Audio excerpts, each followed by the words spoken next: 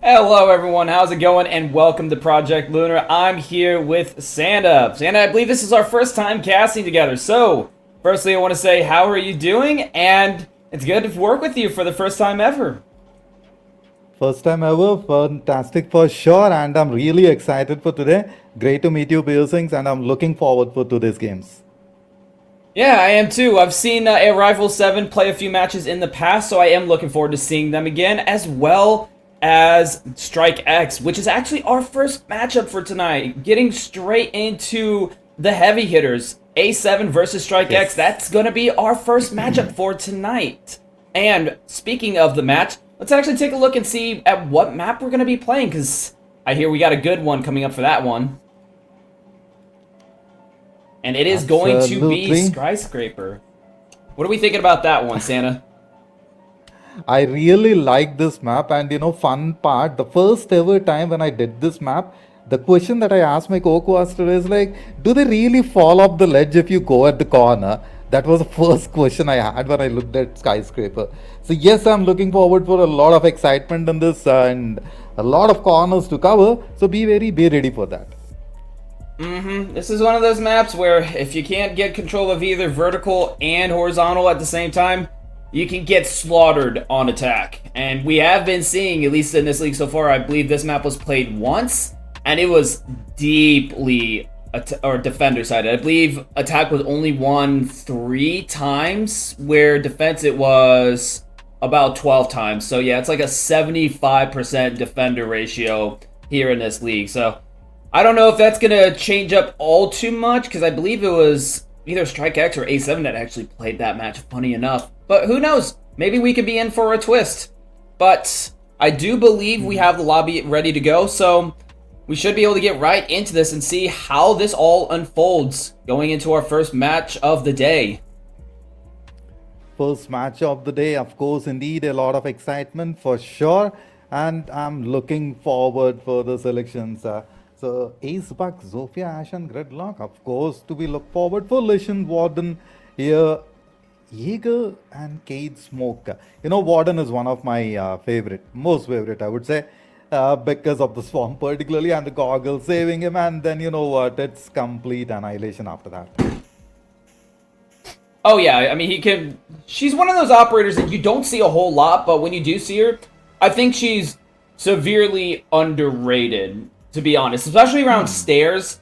I don't like nomads around stairs. I think it's too easy to just kind of slowly peek out around the corner and pop it. Unless you have someone actively watching and actively peeking it, then that can be a death sentence. But otherwise, I really don't think she's kind of overrated, so I like to see Gridlock because it gives you a guarantee they're going to be stuck there, shooting them out. It gives you a lot more, I think, flexibility in how you want to engage, because if one of those stingers gets broken, oh well, there's like 8 more. If a nomad gets broken, okay, well you just lost all leverage. So I think it's kind of a more sustained push and pull with Gridlock. Agreed. So here we go, the reinforcements about to happen, and got to see how exactly that's going to pay for. Strike X definitely has to go all in on this against Arrival 7, and you know what, it's about to unfold in the next 10 seconds. Gonna definitely be quite exciting. Looking at the reinforcement at this juncture, I feel like, you know, it's gonna be a tactful approach, and that to Skyscraper, indeed. Very much exciting it's gonna be. Yeah, it looks like composition-wise so far, they're going to be anchoring down quite heavily. We only have one person who's looking to roam, and that's going to be Shrimperton on the side of A7. But it does look like they're going to be pushing or fighting against most of Strike X. You still have Riven as well as Yuli going for that directional push. They do have some utility to kind of hold that off, but without more backup, we kind of saw this a lot where there was single roam. I don't think this hold is going to last a whole ton unless Strike X just kind of sends it all alone here. And we'll see that in a second. Yoli slapping out Shrimperton out the jump, and that's immediate crucial space for Strike X. Amazingly executed right at the beginning, a big one, and my goodness. And looking at the way the peak was done, indeed it was delivered. On the other front, about to go for a big flank, and checking out the corners, doesn't seem like gonna get an intel, but through the drones here comes, and he found out one, I believe so. Locating the bomb site, gonna go for the defuse. Yes, indeed, the corner is held, but meanwhile, Spleech goes for it, and with that, Rivet out of the mark. Has an absolute angle. Just a quick peek is needed, and you'll see a couple of deletions of the map.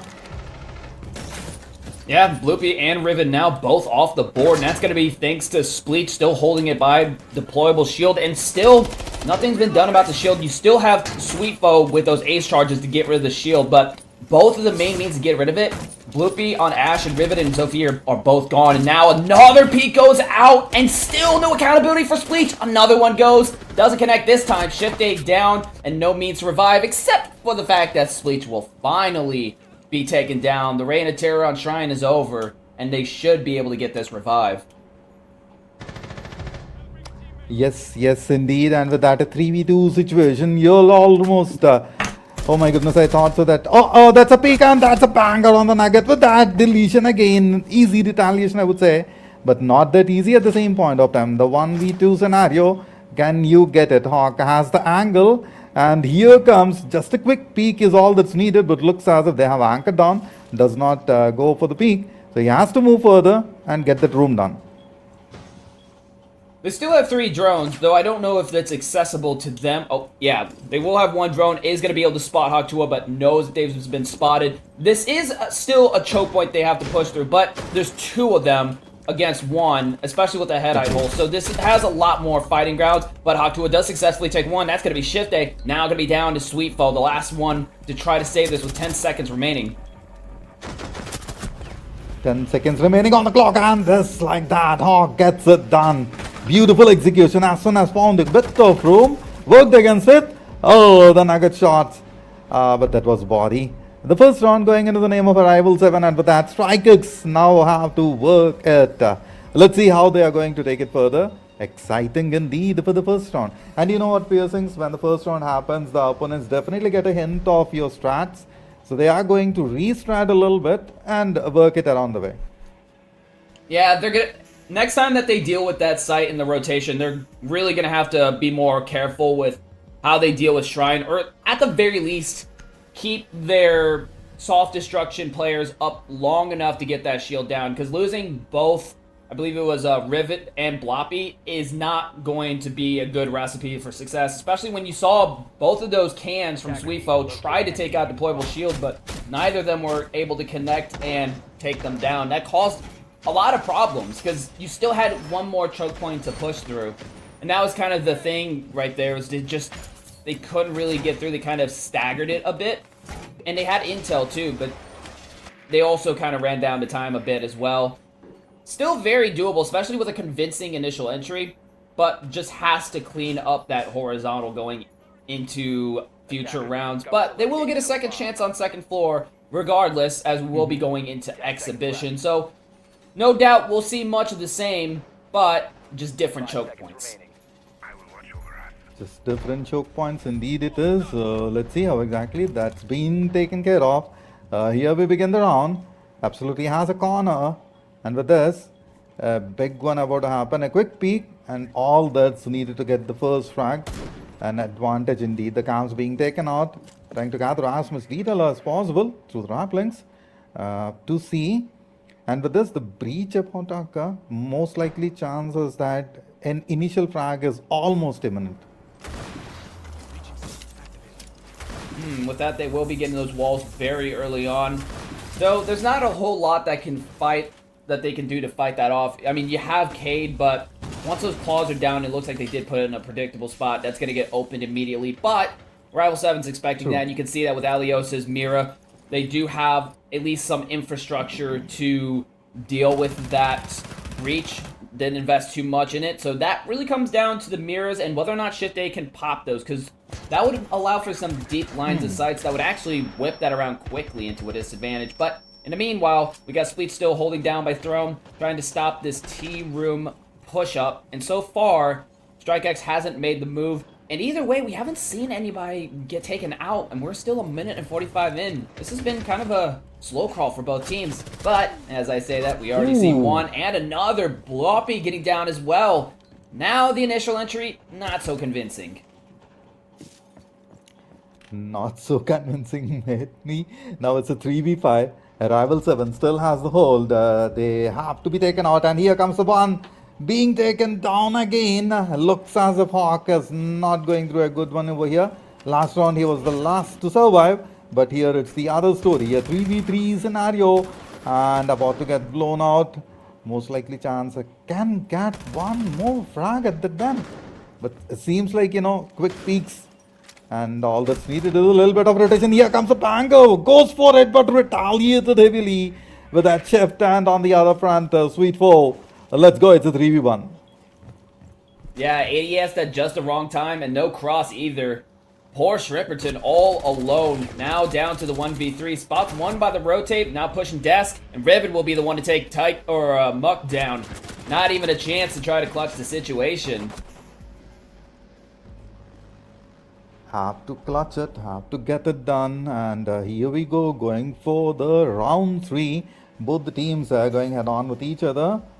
The best part is quick retaliations, and we are going to watch it more. Chubaro walks in right on with Goyo. That's an interesting change. Of course, Fenrir, Cade, Mira, and Wamai. I feel scared of Wamai for some reason. The thing that kind of sucks about his utility when you're going up against it, Jaegers are put in at least relatively visible spots where you know that they're coming and you can spot them quite easily. Wamais, if you get really sneaky with them, they're really hard to spot, and they can even be in distinctly disadvantageous positions. That's something that I love to do all the time, is I'll put their flashes not at where they're trying to throw it, like right by the door. I'll put it behind the door on their side, so that it flashes them instead of flashing my team, and allows for a little bit of a counter-offense opportunity. So that's the thing that's kind of scary about Wamai, is not just the fact that it's hard to spot them, to deal with them, but also the fact of if you or where it's going to go after it catches whatever utility you throw. That's where things can really go wrong if you haven't been looking and hunting out for them. That can be quite a negative consequence. But either way, we're not going to see Wamai in this round, so we won't get to see that play out. But it looks like Rival 7 will be trying to run this back again to see if they can redo that again. But either way, they just had to better support each other. I mean, StrikeX correctly punished Drums heavily. You had one player all alone, and they didn't have a crossfire either. So, I mean, that's easy pickings, honestly. Yes, indeed, and here we go, ladies and gentlemen, about to begin. Got to see if Arrival 7 can back it, or StrikeX will take it away. Remains as a question, gathering as much intel as possible through the wraps, and it's going to be a big one. Need to get that on the board. I got to see how exactly it's going to be done, and with the drones, pretty good amount of intel being carried out. I believe that the markers have been placed and they are trying to bait the other one out of the mark, but doesn't look like Arrival 7 is about to give that opportunity. I do like these Fenrirs that they have set up towards Drum. This time, they want to commit to that, going in blind. Still holding the same position, trying to bait out that swing, but that quick peek out the door does signal that there is one, and Shift A is still on the Twitch. They can shoot that out if they want to, and there it is. Tries to, but it looks like it didn't connect. But now Shrimpton trying to shoot the drone, now forcing a very close fight. Managed to take Yuli despite it, though. Looks like he wasn't quite ready for that gunfight, Yuli. That's going to be the buck down. Yes, indeed. And with that, one more about to go off. 4v4 scenario. A quick deletion just about to happen. Still attempting to bait the other one out of the mark, but doesn't look like it's working as it is supposed to. And has held the corners pretty well. All that's needed is a quick peek. Definitely has a bit of intel that the person is over there. Got to see who makes the move and who goes first. Yeah, who goes down first is honestly the best question you can ask at the moment, because whoever takes that initial entry is going to be the momentum setter here. Everybody's locked in right now. It all comes down to who is able to find somebody and get encroached into Rival 7's space. But if Rival 7 takes one, perhaps that opportunity never comes. Executions could be a whole other beast at this point. Execution indeed, it is 35 seconds on the clock, and as soon as you see it, a quick deletion, and Hawk is the one. Oh my goodness, it seems as if it's been taken, but no, Hawk goes down. Blob is the one to take care of, and he's been taken off the mark, just like that. 3v2, shotgun about to make a big one. Shift makes it happen for the team. Can you make one more? Has the angle, immediate switch, that's the move, there we go. Now it's all up to Taiko, it's a 1v2 scenario, takes case of one. The SMG doesn't make the mark, and Shift is the one getting the 3k. Amazing play for the team. My goodness, man, I thought so that Shift was about to go off, but no, he says. Fabulously executed, StrikeX gets the second. You don't always have to have the entry in order to win those rounds, and Shift A is a perfect example of that. One pushes in, that player immediately goes down, gets that refrag, there's now positional displacement. Not to mention, you saw how Rival 7 was pretty heavily clustered around that connector area, and that allowed Shift A, when spotting one towards Armory Hall, to just book it out, rotate back, and push in deep. That's why kind of being clustered like that can be a little bit ugly, especially when you have one effectively covering three people, right? Great call True. from Shifty, honestly. That was a star player in that round. And actually flipping the script and taking the lead on the attack, too, which is already very interesting in of itself.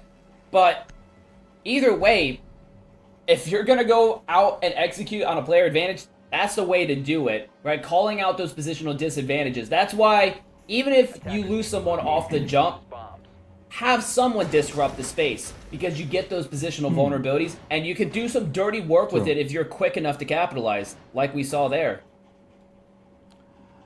Yes, agreed completely. You need to get the best out of the situation, and as soon as you receive an opportunity, take it, grab it, and make it.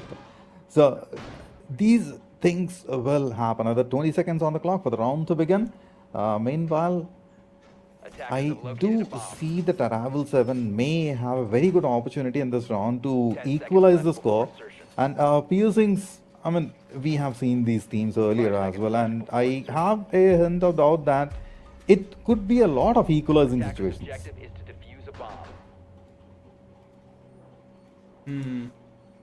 Now, as we go into the action phase, Maybe. we're back onto the Shrine Dilemma. And how does Strike X look to answer it? Well, it looks like they're not going to deal with Shrine at all. They're going to be going for a Black Stairs push, which is always kind of a, mixed bag for me. I've seen this go surprisingly well, but also crash and fail. And it all comes down to, in my opinion, the interplay between the Ying and the Blitz, right? That Candela goes out and they send it proper and get to that rotate. Oh, then all hell breaks loose and the attack's looking beautiful. But if they can't do that, yeah, they won't even make it past the door, and it tends to be a shredder.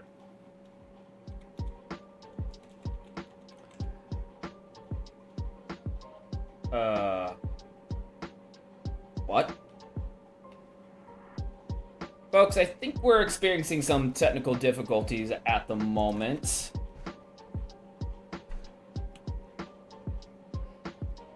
Not sure what exactly is going on here. We are having some buffering problems at the moment.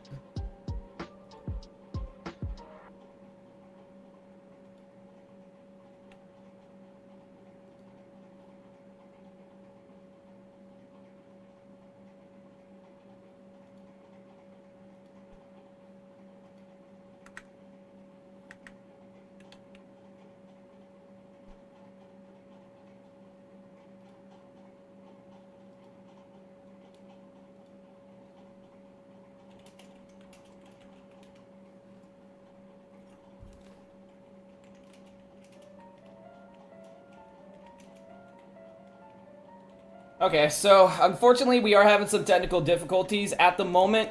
So we're going to go into a quick 3-minute break. So I do apologize for that. We'll be right back. And then once we get this all resolved, we'll be right back into the action. So stay tuned, folks. We're not done yet. Just got to get a few hiccups figured out, all right? See you in a sec.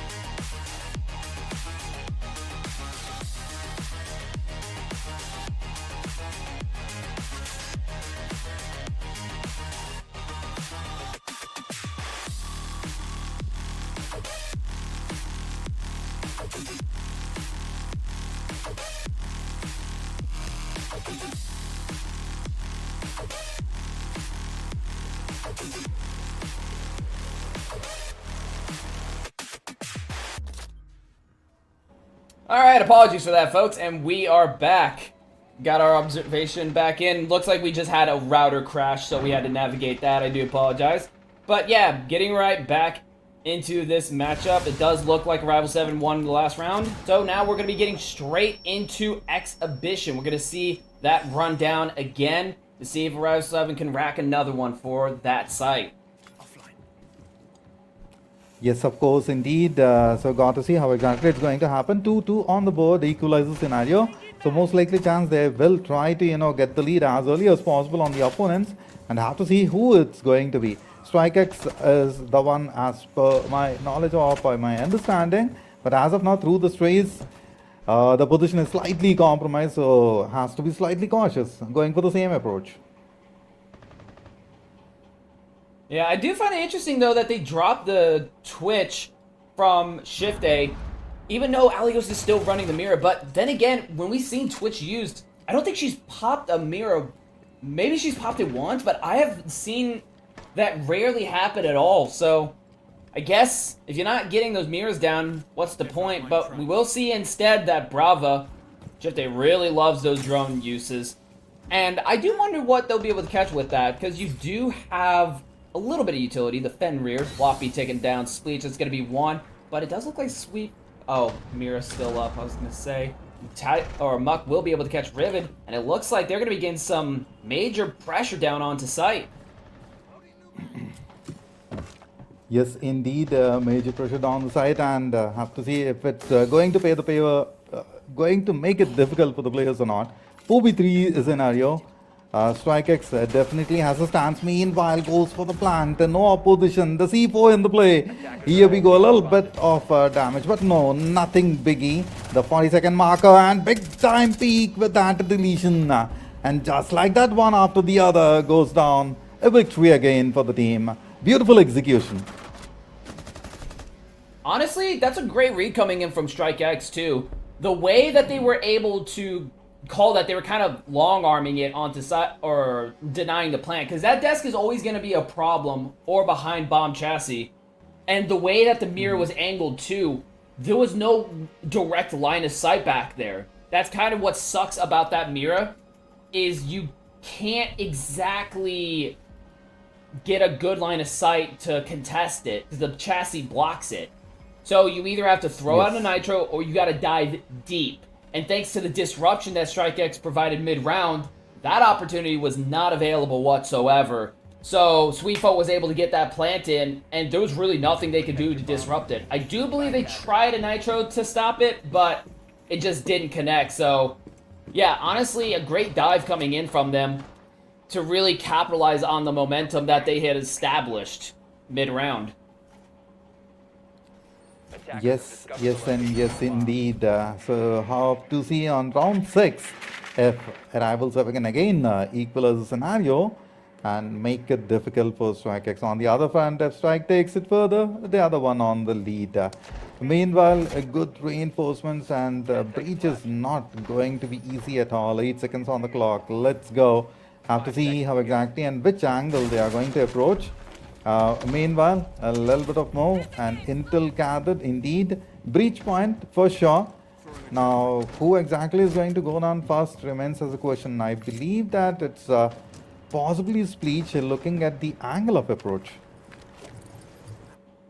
I'm hard pressed to believe that they're going to try to do that Blitz and Ying rush. Unfortunately, we didn't see what happened, but obviously from the scoreline, whatever happened, it didn't go well. That means they're still going to have to deal with that Shrine player, but perhaps we might see a bit of a split setup instead of a traditional armory down, because considering they got one towards Geisha too, they might just try to avoid Shrine altogether, which, if they get Geisha, that is an option, don't get me wrong, that is a choke breaker right there. That is a pretty nasty chokehold over by Drum, and getting rid of that would certainly offset the power of Shrine if they can get that. Let's see if that's the case, or if they prefer to go for a different. And meanwhile, Spleech makes it happen for the team. Yul is the one to go for. I thought Spleech could be the one to go on first, wherein it happened the other way around. One more, most likely, yes indeed. And that's Spleech going down. A moment ago, that was the other way around. And now you saw what happened. 4v4. But the thing is slightly low on health, so it doesn't seem like Rivet may attempt it as it was earlier.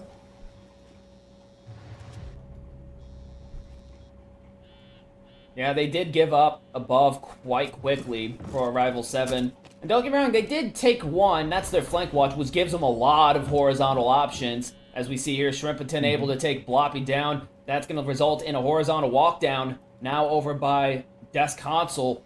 And that's a pretty big problem. You've got a lot of players spread out, which means all of that vertical for Strike X is for naught. That's why you don't want to go fully verticals for this exact problem. Now they have to dissect an entire floor, where stairs walk up is now an option again, because remember, Yoli's dead. They don't have that Nomad. There's so much flexibility, and this is going to stir chaos with only 40 seconds remaining.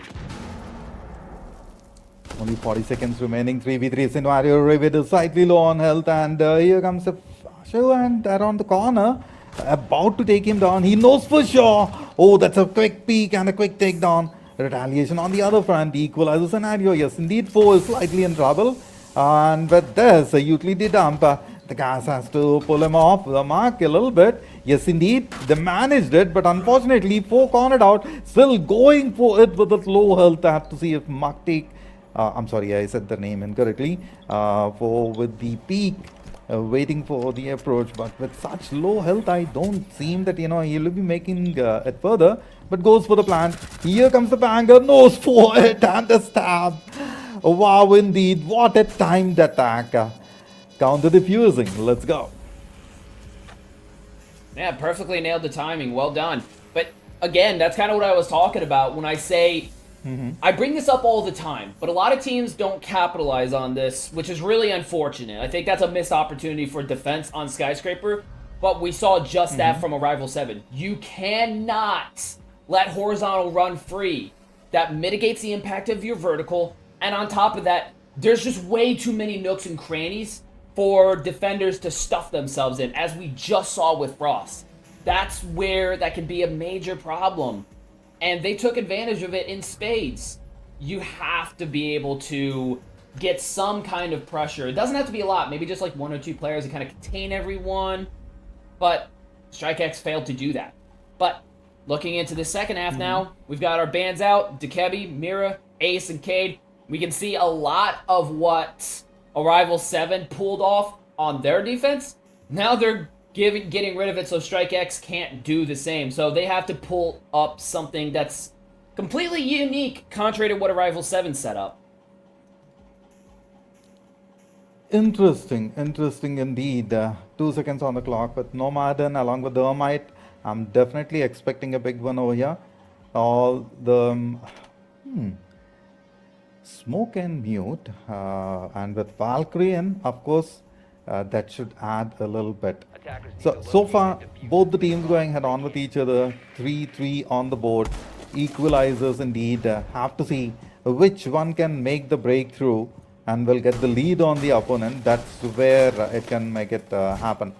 So the quick breach, a little bit of mother hole created, and about to get it done. The next 10 seconds, still in the preparation stage. So yes, have a bit of room.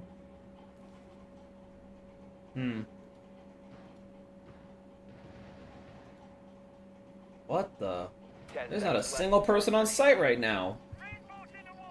5 seconds left. That's usually not what I would expect so late into the prep phase, but it looks like they're going to be investing quite heavily into punishing any kind of armory push.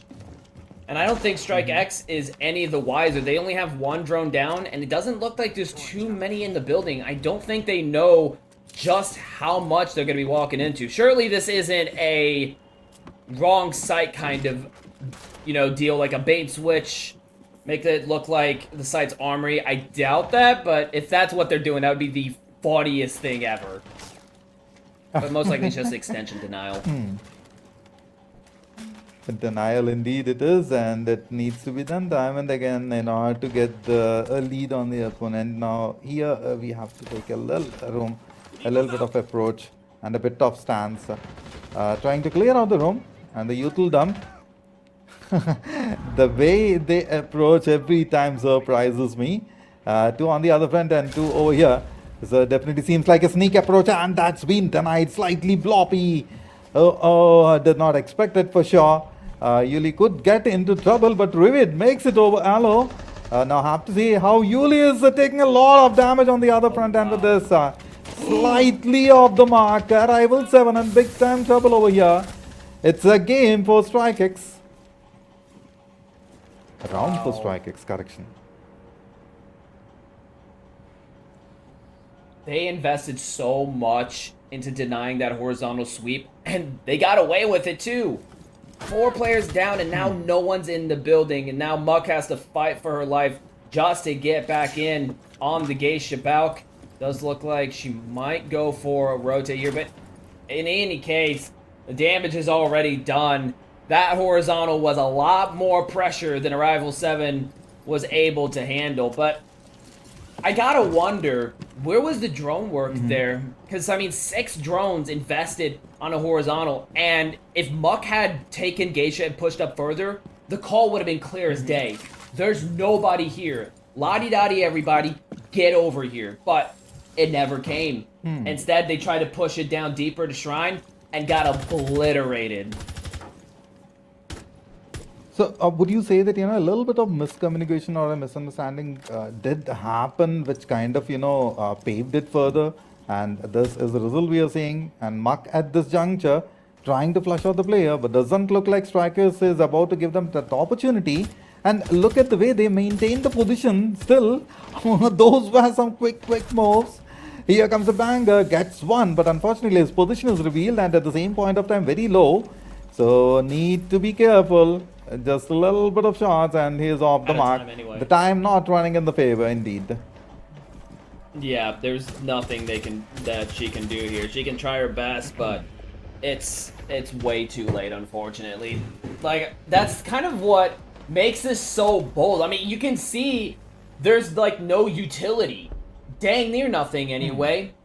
So if Arrival 7 walked in, they would have gotten that site cut and cleared. But keep in mind, the first round of any half is always going to be the best half if you want to get a cheeky round win off the rip.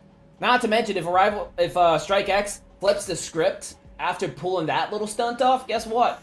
Rival 7's going to be guessing what the actual playstyle will be. That doesn't give a lot of information. Something bold like that, you're not going to expect that every single time. Because guess what? If that's your actual plan, Rival 7's just going to dive it. And anybody can do that, no problem. Attackers need to locate and defuse as many bombs as they can. Interesting indeed. Rival 7 definitely has to work it out to get that round into the name. Or else StrikeX will take over the lead, already at 4.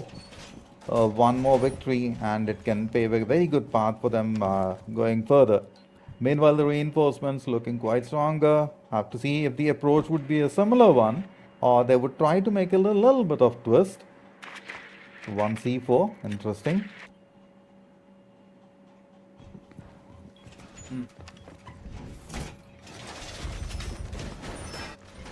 They got quite a lot of C4s to work with here when it comes to disrupting that plant, but they know how problematic that desk plant can be if you don't have the right eyes or the right line of sight. But it does look like their utility is positioned in such a way that they can actually directly observe desk, so they should have an easier time than what I believe it was Arrival 7 did when they were trying to stop that plant. But that's all hearsay until they actually go for it. And first they got to get that wall open, which composition-wise, I don't like the fact that they're running a Muck or I'm sorry, they're running Hibana or Thermite. Hibana, super slow, really easy to shoot out and trick with Bandit. Heraktua and Thermite, I mean, you're just begging to get ran out on from single door. You know, it's kind of a little risky if you ask me. But still more raw, hard breaching potential. So if they really cling on to this Balk, I can see that pick. Oh, right, Ace's banned, duh. Almost forgot. Yes, sir. So here we go. Got to see who would be the one to take the other and how exactly it's going to pay a path. Of course, indeed, I feel like you might get a couple of frags around the corner. Uh, oh, oh, I didn't expect that. Bloopy had a position, but Spleech on the other hand, interesting indeed. StrikeX making a move, and here we go. How exactly? And with that, had to fall back a little bit. Need to call for a little bit of support, and the calls need to be there. Yeah, and soon. Oh, but despite that, does manage to get one before going down. That's the best you can ask for in that situation. As well as a pushback too, but not going to Strike X's favor with a massive blowback across the board, almost like a hornet's nest. But you've got a little bit of wasp spray at every corner. A bit of wasp spray, a bit of more, and here comes another one, just into their name. A lot of detail has been forwarded, and we saw how exactly that has been taken further. Equalizer one more time. Oh my goodness, man. That's what happened when the battle is like so even Steven between the teams, and it's becoming slightly difficult. So, Piecing, according to you, who would you think that they would take the lead? As far as who I think will take the lead, you can look at this from two different perspectives. You could look at this from the raw, I would say, defender-attacker perspective, in which case that would be Strike X. But if you look at it from, the strength of each band, I would say Rival 7 has a better band set to work around here. I mean, that Mira is a pretty big blow, and it does look like Strike X is kind of not playing the best behind utility, and they're getting cut off pretty dang hard when they try to get active. So, it's a hard call. I would say maybe Strike X just because of how well they did on attack in the first half, but Arrival 7 seems to be matching it quite well, so hard to say, really. This is definitely going against the average grain of this map. Attackers are moving to defuse a bomb. So, yes, there we go. Now I have to see if can be done or not. 4-4 on the board. The game definitely seems to be quite interesting at this juncture. Now, what I want to see and waiting for it is if StrikeX can take that lead, and pretty much ready for the same. As soon as the breach happens, they are prepared and waiting for it. Quick couple of frags, for sure. Arrival 7 might be in a bit of disadvantage if my understanding is correct, and looking at the way they have positioned themselves. Yes, around the corner. Now, would it be Spleech or would it be Muck? Was that an audio ban? Or, not audio ban, audio glitch? I'm so confused because Shifte was right there to trick it, but let it get that far, and even when there was still time remaining to place it, still ran away. I'm honestly just kind of awestruck how that single wall even got opened. By the books, that should not have happened, but he's got a chance to make this right bandit, and does get that down to deny that wall from getting open, but there's still that one charge, has to get rid of it. And now the charge going off, can he stop it? Bandit does. Shifte getting out the last thermite charge. Now gonna have to deal with Habana to try to get that open, and from what we can see, she's across the map. So that wall remaining closed is a big disadvantage to Arrival 7's attack. Big disadvantage indeed it is. Spleech gets it done over with the manpower advantage. Arrival 7, would you directly punch it further? Here comes another util, and with that a slight bit of more, but denied slightly. Hawk making it more, and the moment he makes it upstairs, I believe there is a none as of now, so it has to be the upside down. Now got to see if StrikeX can get this under their control or not. With the loss of Rivet, it can make a bit of difference. Uh-oh. It's looking like trouble for Strike X, losing two players, but they still have that wall advantage.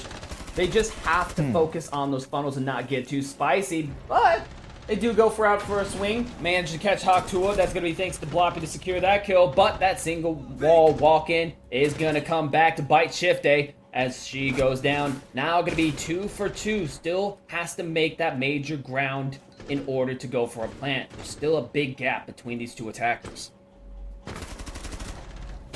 A big gap indeed it is. 2v1 scenario, slightly under trouble, a little bit of low, and with that gets the job done. Bloppy landing the last blow. Quick peek, boom boom, tada bye bye. And that was beautiful to watch. Yeah, really tough situation for Arrival 7. I mean, like, I was kind of worried about the number difference, but they weren't really able to take advantage of how low on numbers Strike X was, especially with that pick onto Hawk2. That just flipped everything around. They wanted that pick, that opportunity to, you know, really break through, but instead they lost their numbers advantage and they couldn't do anything with it because their 2 remaining players were split up across Office and Drum, which makes that a really tough sell.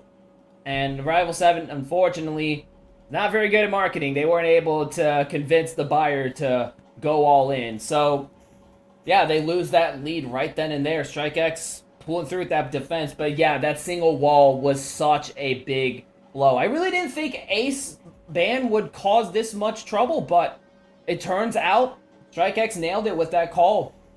Not being able to get that wall. Don't get me wrong, Thermite is still the king of the breach, but Yes. when you only have 2 charges and 2 walls, that's a pretty tight margin to work on. Even one going out is kind of disastrous for that site.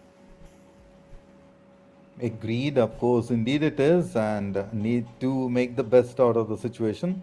Scopus and Frost joins in, Valkyrie still there, Lucian and Bandit. Oh, no more Valkyrie, we have Echo. On the other front, Hibana, along with Grim, Monte, and Gridlock. Got to see who's gonna be picked by Spleech. And IQ is here. That's gonna make a bit of difference, of course. A little bit of intel advantage.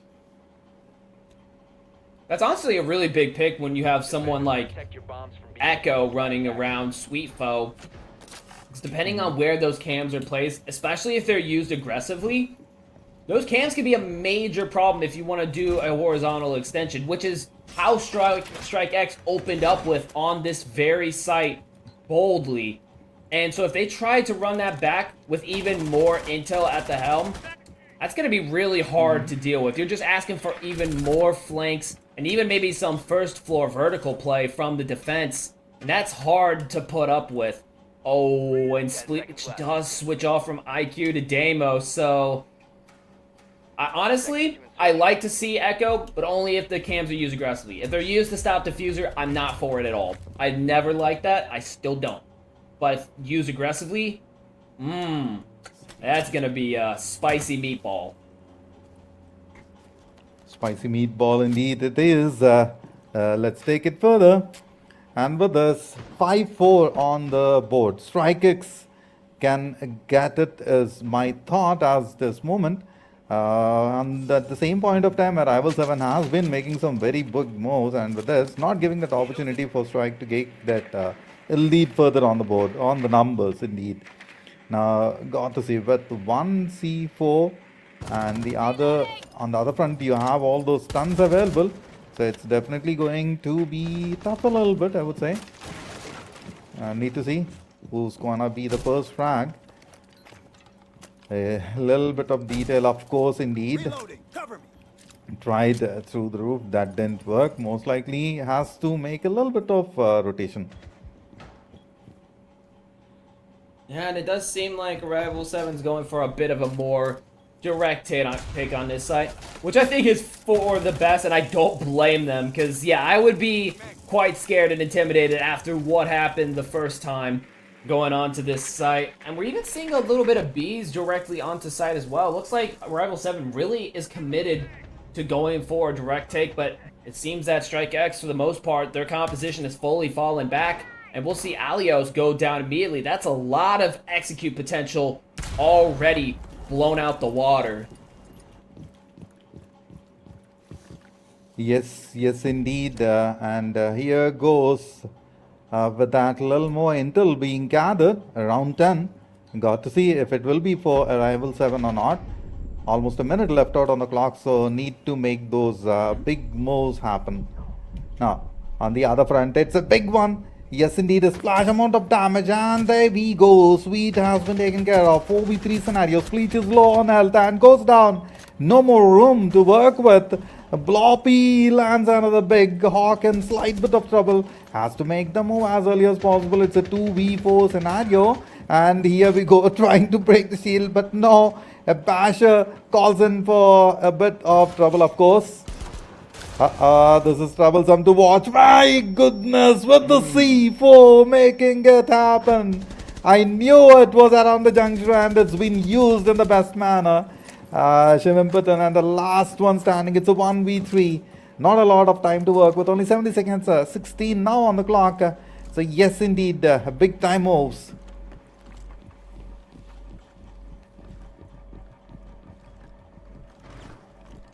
Yeah, there's not a lot you can do here. So little time on the clock. Does manage to pad the KD just a little bit, but either way, that was kind of the nail in the coffin when Monty just got completely nitroed out. But either way, I kind of like how Rival 7 tried to go for that direct take, but it wasn't exactly it, to be 100% honest. Especially if you can't really hold Geisha. That was the thing. For that direct take to hold, Ying needed to live. They needed to have better control of Geisha. Unfortunately, they didn't have either of those.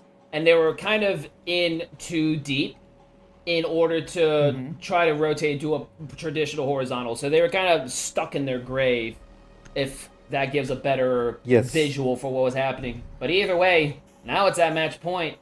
So they don't got a lot of options here. They're going to have to consolidate their attack somehow. And I like this Pulse and Solus pick. What are you thinking about that, Santa?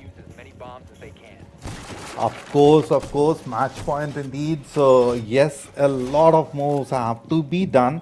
And StrikeX being the defenders, they are taking it further.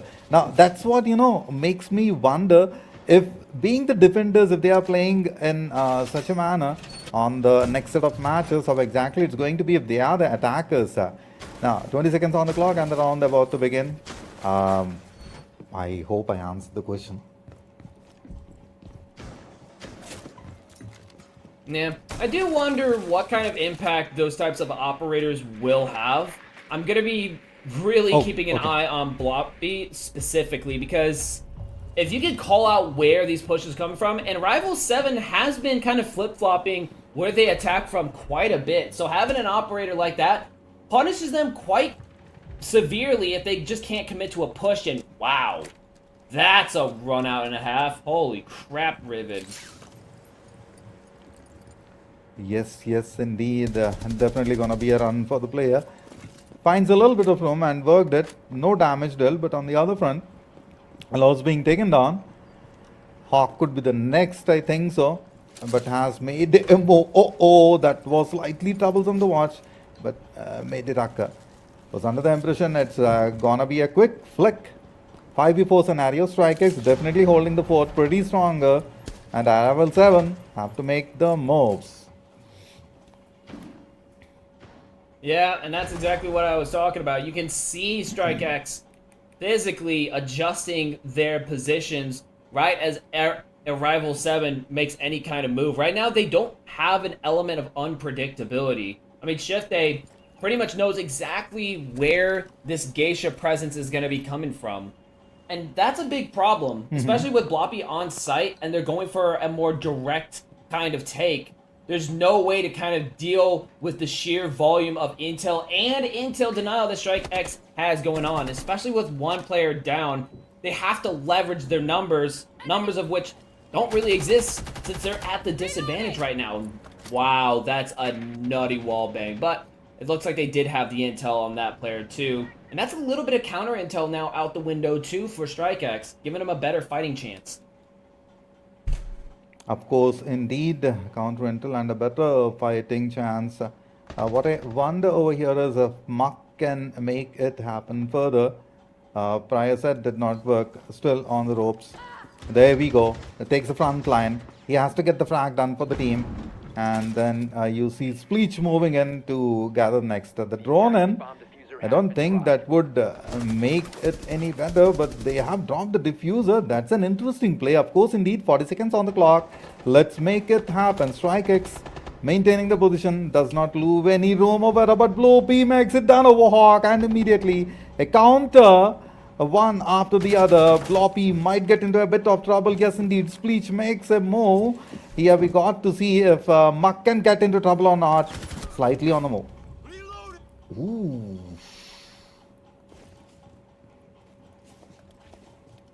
Yeah, this is not looking too pretty here. A lot of space lost. Try to go for the main swing, but Rivet again with another very nice shot from across the world. Predictive wall bang, and that's all it's going to take. And that's going to allow for StrikeX to win game 1. I mean, a good effort coming in from A7 to try to make the most of that situation, but the fact of the matter remains that it was just too... There wasn't really any major ground. But also another thing that I noticed too, especially in that last round, whenever they go for these pushes, they lose major ground. You have one player trying to push in deep, and there's not enough follow-up to sustain that space. You had two players trying to push down onto first floor. When those two players got taken out, what space was left? Well, really, nothing. I mean, you had one outside, you had one by Black Stairs, I believe it was. That's, yeah, that's a death wish. That is gonna solidify a defeat. Like, you cannot reset space like that. You don't have respawn, so you can just dive in deep, try to make some crazy play, and then come back and do it again. That's wrong kind of game, I'm afraid. So, as a result of that, that seals the deal for StrikeX. And again, I still love that Solus and Pulse pick. That was honestly really smart. I was kind of wondering how they would deal with not having a Mira, but the answer is roam hard, deny intel, and figure out where they're moving before they even have the chance to consolidate. And they did that extremely well. So they deserve that win handedly. Of course, indeed, all the right moves made at the right time, and that definitely made the path easier forward, I would say. So yes, best wishes to the team, and best wishes to the other one as well to make it further. Got to see how they are gonna play in the next set of rounds. And what's also interesting to me is like Piercing Assassin, when they play a map against a set of opponents, you always read your opponents, right? So it's kind of like you're leaving out a little bit of detail to them. So of course, on the next map, they kind of like use the same against you. That's one of the thoughts which I carry forward. So looking forward for more action. Yeah, we'll be right back, folks. Gonna send it to a quick break.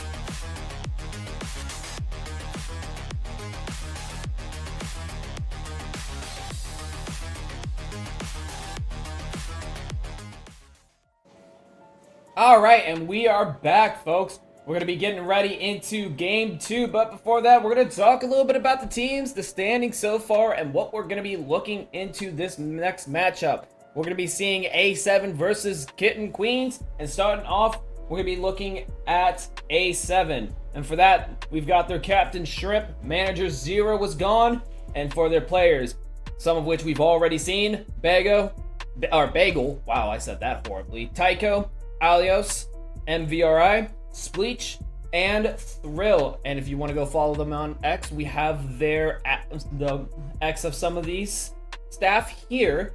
And for their placement, they are number 2, so they are one of the top teams so far, with their best map going to be Bank and their worst lair, though we might have some outdated information on that, so do kind of hold that with a little bit of salt, because total win rate 0%. I'm almost certain that's not right, but that could be for this specific playoff. But looking at Team B, we have Kitten Queens, and for them, their roster is going to consist of their captain Natalia and Adriella, as well as Volksris. And for their players, it's going to be Turler, Cato, Gelpcat, Carolyn, I apologize if I butchered that name, Annika, and Algie. With their placement at number 4, their best on Bank also, and their worst on Lair. I'm definitely going to say hold that with a grain of salt, because it does look like that information is not quite in there yet.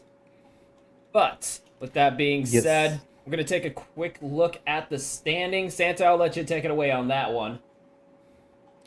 Here comes the quick standings, and yes, indeed, look at the score, 4-7, 7-4.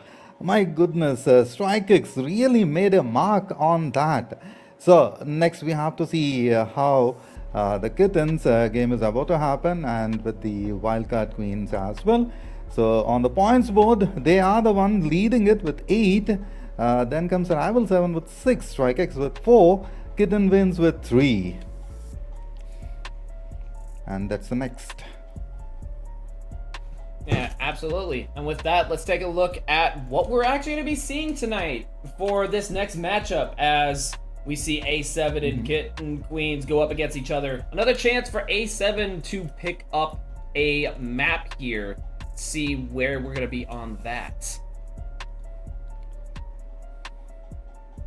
Oh, I apologize, folks. We don't have the map quite ready yet, so we don't have that information. But Santa, question for you. What map do you think we could potentially see here? What are we thinking might kind of show up? Or do you have any that you're hoping to see for today? I'm definitely kind of biased towards Skyscraper. I did appreciate starting off on that, so I'm satisfied. I've seen what I want to see, and everything else is just a bonus. Looks like, you know what, our frequencies matched over here, and then I too had the Skyscraper in mind, because you know what, a beautiful map, and indeed I would definitely like to see the upside down configuration, the mother holes, and you know, moving up the lanes. These are the things which makes the game more interesting. There is one more map which I wanted to see, but I don't want to talk about it because it may not be in the meta. Of course, the airplane makes me crack all the time. Interesting and very quick plays in it as well. Yeah, you got me there. That's fair enough. But I don't know. I'm trying to think. What is one map that I like to see that... Honestly, you know what? Screw it. I see this map all the time. I don't really care.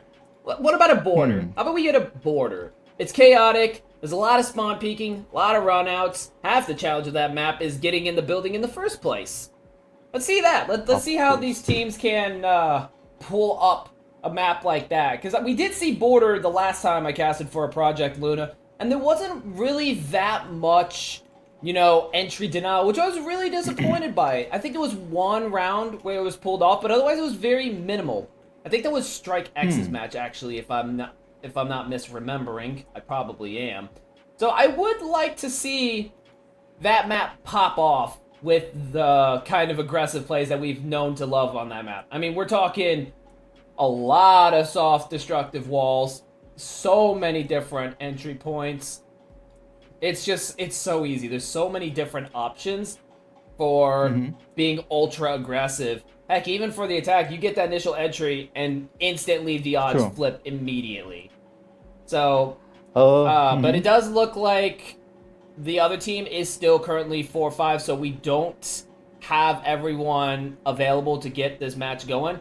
But just wanted to give you guys a little bit of a quick breakdown of what we had going on, what we were looking at, and what we will be going into. Just, some feeder information.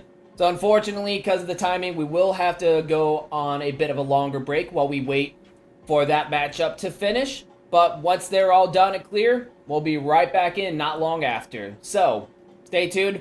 We'll be right back, but at least you know exactly what we're going to be getting into. Definitely not. Seems terrible. And we see a pick I coming mean- from Kitten Kweens onto mine here. Mine. I mean, it's not entirely unwinnable, but it's very difficult. Apparently it was unwinnable. Well, yep. With the run out from Turtle to finish out a flawless round, the first one we've seen this game so far. Wow. Incredible work there from Kitten Kweens. Yeah, I mean, as you say, it's the first one we've seen so far because this has been a very scrappy game so far. Like, first bloods mostly in favor of Wildcard Queens, but rounds mostly in favor of Kitten Queens. It's been a little bit of a mess, but at the end of the day, Kitten Queens are the first to 6, first to match point. Defenders, protect your bombs from being defused by attackers.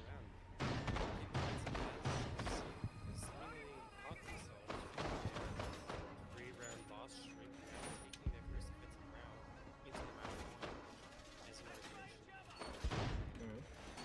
Wildcard scrambling, bringing out the Blackbeard this round against Kitten Queens, with Impala being the current strongest 10 seconds to shooter insertion. on Wildcard Queens next to mine. I see some Blackbeard in mine. I don't see anything. No Blackbeard. Yeah, Impala apparently switched off of decision, but Impossible. you never know. Argus ready. More to their strat. This does seem like a very basic office take with the gridlock. Opting for the Habana as the hard breach instead of the thermite, so you do have that distance for when you go for the breach. And I Indeed. see Cassie not utilizing the fact that you can now swing around corners while on the rappel. You did see her for a short second there. Get off the rappel and get on the rappel just around the corner. Hey, I guess people aren't used to it yet. New mechanics. It's a new game. It's no longer It's- Rainbow Six Siege, it's now Siege X. Shout out Siege X. Shout out Ubisoft. Not sponsored. Argus deployed. See mine messing up the camera, unfortunately. Oh, that's tragic. Trying to get yet another Right, peek right. from this cheeky angle here. Down all the way into office to the fountain signal wall. Not going to immediately find one though. And these Argus cams just feeding so much intel through. Whole lot of agree. space just cleared immediately and a little bit of damage on the Turler, but eventually Impala's the first one to fall. Kavi, DMR in hand.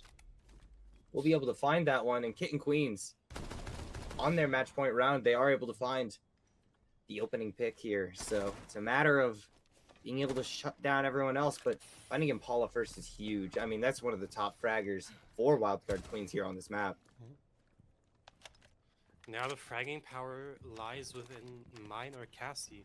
Or maybe we see Boogly or Secret finally shoot towards their enemy and bring up that scoreline from both being 2-8 currently. But mine is going to be the first one to find anything. Cassiopeia able to also find another pick. Turning the round Absolutely around big from stuff. a 5v4 to now a 4v3 in favor of Wildcard Queens. And then only 30 seconds left. Wildcard now These are has to really- scramble to get into the building and to open up anything. These Aruni gates get shut down by those flashbang grenades, but eventually Kitten Queens finds a couple more picks. Cassiopeia with the Habana able to get through that hard breach wall and maybe put down the diffuser, especially with the cover of Secret, but the pick comes through from Adriella. And wow. And just Adriella like with that, the two-piece finishing out the game. And that is a 7-4 scoreline for Kitten Queens. Incredible match, honestly. I mean, it was a lot closer than that first half would have had you believe, but eventually Kitten Queens does walk away with the victory 7-4 here on Border. Super well done to them. Just Incredible overall. performance by Trippy, Adriella, and the rest of the team. Incredible fragging as well, we saw coming out. Yeah. 2 players.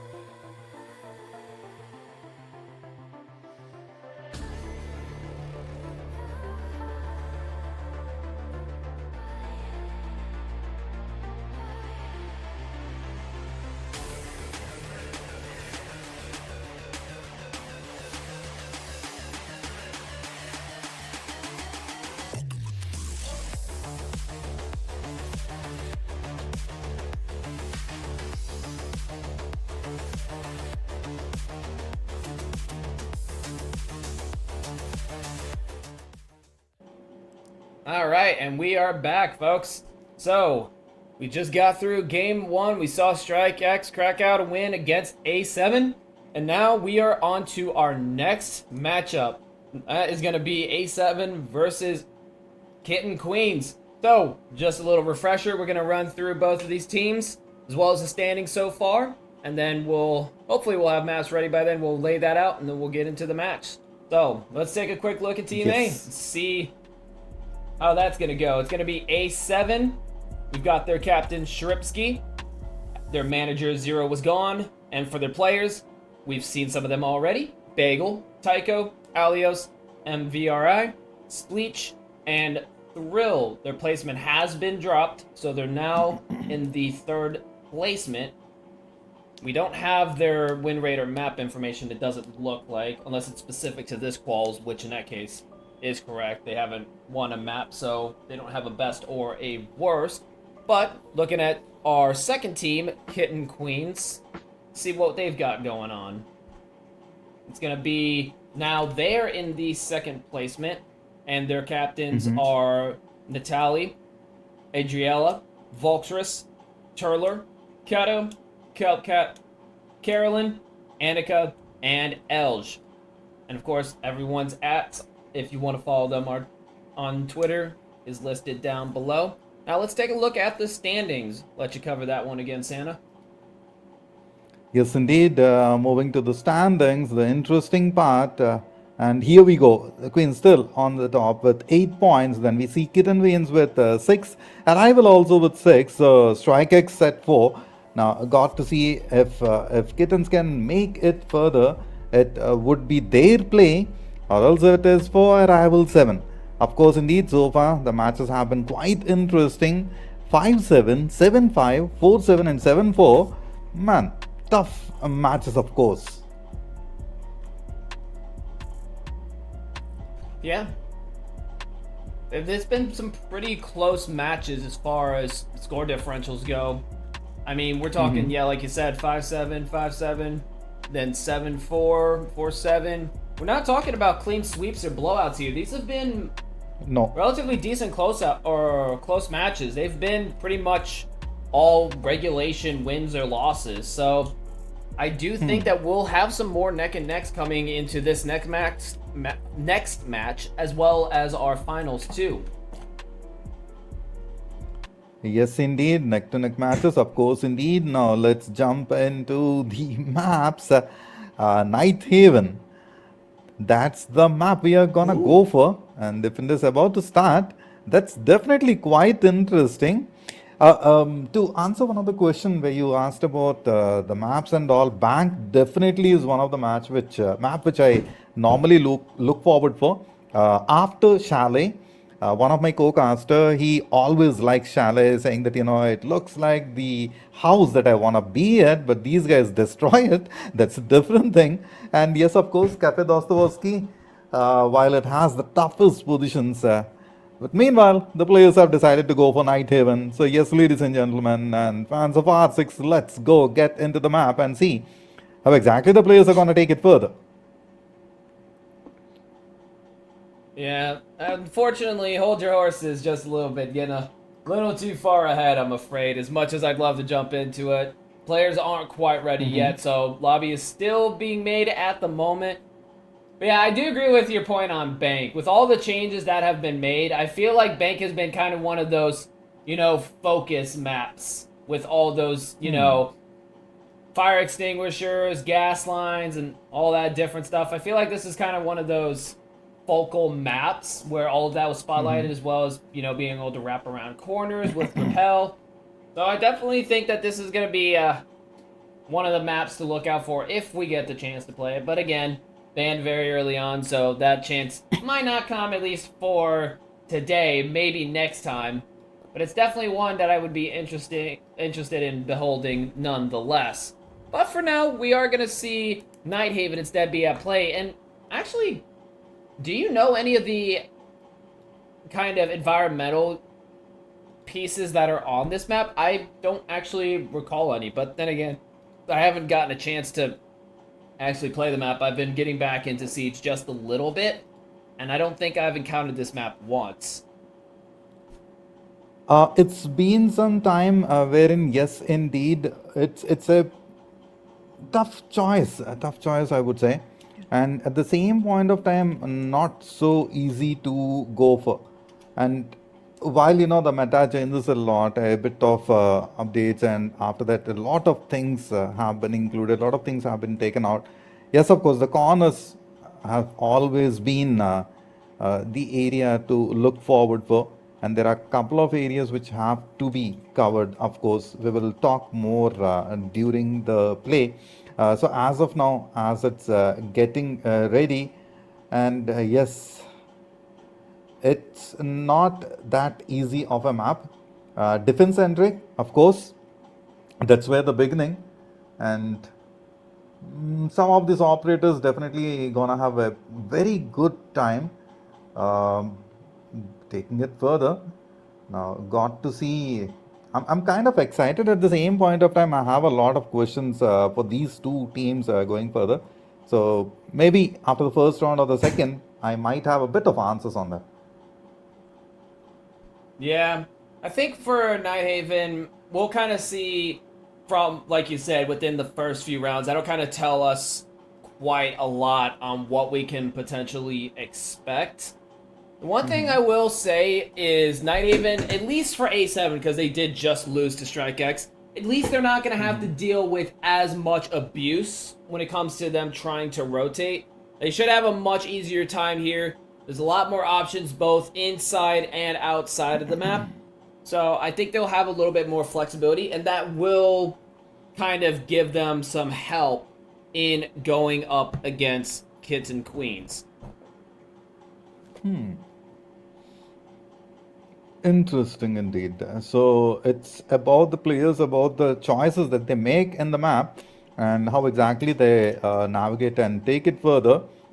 I'm definitely looking forward for a tough sort of play nearby the break areas, particularly the kitchen or be the cafe, and through the hallway, we have seen some sneaky plays in the prior maps, prior Tonys, and so on. And it all boils down to the point that how these players are taking it further. And yes, there is one more that we need to consider. If they have done any sort of homework on their opponents, like if they have any detail about them, they might have seen some tapes or videos. Tapes is a very old word. Videos, and if that has given them an opportunity or not. I did not expect that, and I turned off my light. There we go. Sorry about that. A bit of a blooper. So yes, Night Haven definitely the map to look forward for, and I'm expecting some heavy plays through the hallways. One thing that I am particularly interested in is, one, how much are we going to see the first floor, if at all? And second, what is going to be the approach for dealing with that? I get nervous when it comes to the first floor sites only because of that single window hop in. That always tends to be like the biggest oh crap moment for defense. And I do wonder how it's going to be handled. So I believe it was, correct me if I'm mistaken, wasn't it A7 who tried those dives several times? No. A7 was subjected to those dives. So I think A7 will do okay on that single window dive. They seem to repel it decently well. When Strike X tried it with Blitz and Ying, that went very poorly. But I do wonder how Kitten Queens will kind of hold up against it. But I don't know, maybe it's just me, but I don't feel like A7 is the kind of team to make that kind of rowdy play to go for a single window hop. It's kind of like either it works or it doesn't, and you invest so much into it, you don't really get a chance to pivot. And one thing I have noticed is there's not a whole lot of noise discipline going on just across the board. So I feel like that kind of play is going to hinge on the side of that's not going to work. Because one of the things I kind of preach is this idea of you want to sell something else, right? So if you're going to go for a rush, you want to give off the idea that you're doing something completely different. Because if they know a rush is coming, right, the telltale signs, glass shooting out a window, you got a shield crunching his big old feet walking over, they're going to know something's horribly wrong. And they're going to stack up hard, vertical, from above, from below, 2 watching the window, 1 watching the flank. Like, it's going to be stacked up, and you're not even going to be able to set foot without getting lit the hell up. So, I really don't feel like that might happen in the first place, only because the noise discipline isn't there. Like, if you make too many telltale signs, everyone's going to know exactly what you're doing, and you're not going to get away with it. You have to hide it, right? Telling Glass to shoot with his pistol or to not shoot anything at all, default cams or anything, just melee stuff out. You know, maybe give off the idea that it's going to be a rush, send 2 people off somewhere else, and then eventually have them quickly rotate and then run in. But something like that. You have to have some kind of way to obfuscate your intentions. Otherwise, you're going to get the full brunt, and that never goes well. So I am wondering what we'll see for first floor. But I hope it's not a rush, because I don't think it'll be good. See, running and gunning, one part which never works, and yes, indeed, I have to agree with you on the point that, you know, if you give out a lot of intel, let it be the sound cue, or be it directly with the position, that of course will lead to a lot of disadvantage, particularly when you're, you know, matched up with opponents who have already played a lot of tournaments. So yes, indeed, even a little bit of detail off the mark can completely change the stance of the round, and it will either completely make or break the play. And one wrong move in one single round can definitely kind of, you know, create a butterfly sort of impact on the next rounds, because it's all, you know, boils down to how exactly you think about it. It kind of changes your approach. For example, let's say that, you know, you peek through the kitchen and you see that, you know, they are about to rally onto you. And on the next round, you think that, should I really be over here or should I counter flank? And you ask your teammate for a bit of detail, but something happened over there, and maybe a bit of miscommunication or something also. So yes, Night Haven, sort of those maps wherein, a lot of things are possible. And had it been Cafe, it could have been a different ball game altogether. But in Night Haven, these sort of scenarios, and with the pointers that you have mentioned, a lot of things, of course. Yeah, certainly. I'm a little ashamed though we didn't get to go to Cafe. To be honest, now I kind of think about it, I would have been interested in Cafe too. But honestly, it is what it is. But I heard there's some pretty nasty environmental items on that map specifically. I think there's one towards Kitchen Hallway, or not Kitchen Hallway, it was Freezer Hallway, that's what it was, by Garage. I think there's something there. But I've heard that Cafe has actually got some really strong environmentals, which honestly, in my opinion, of all the maps, that one kind of needs it, because those corridors can be a drag on attackers' sanity. With no break, no cutoff, no nothing. It's like, holy crap, how are you able to, you know, manage all that? I remember that map exhausted me when I used to play competitive. By the way, Sans, did you know I used to run competitive for my university before I dropped out? Yeah, I'm not going to shout out the school. Absolutely not. Sweet memories, good old memories, of course. So, if you get a chance, I mean, just kind of like off the map, if you get a chance, would you again go back, join the team, and maybe a couple of fun matches in a competitive scenario? Probably not. A lot of the people that I used to know and play with have kind of moved on or stopped playing altogether, so I would probably say it's for the better to move on. But also, too, I kind of get, you know, a bit of an ego, and I've been kind of riding a good high. I got like 3 aces last night, so I'm like, yeah, I'm feeling like I'm better, feeling like I'm some hot crap right now. So, but then again, that's in quick match, so it doesn't matter. I'm still hot garbage. Miss it. Remember, guys, casting is just copium when you're not good enough to go pro. I'm kidding. Shout out to everyone who does casting. I love my network.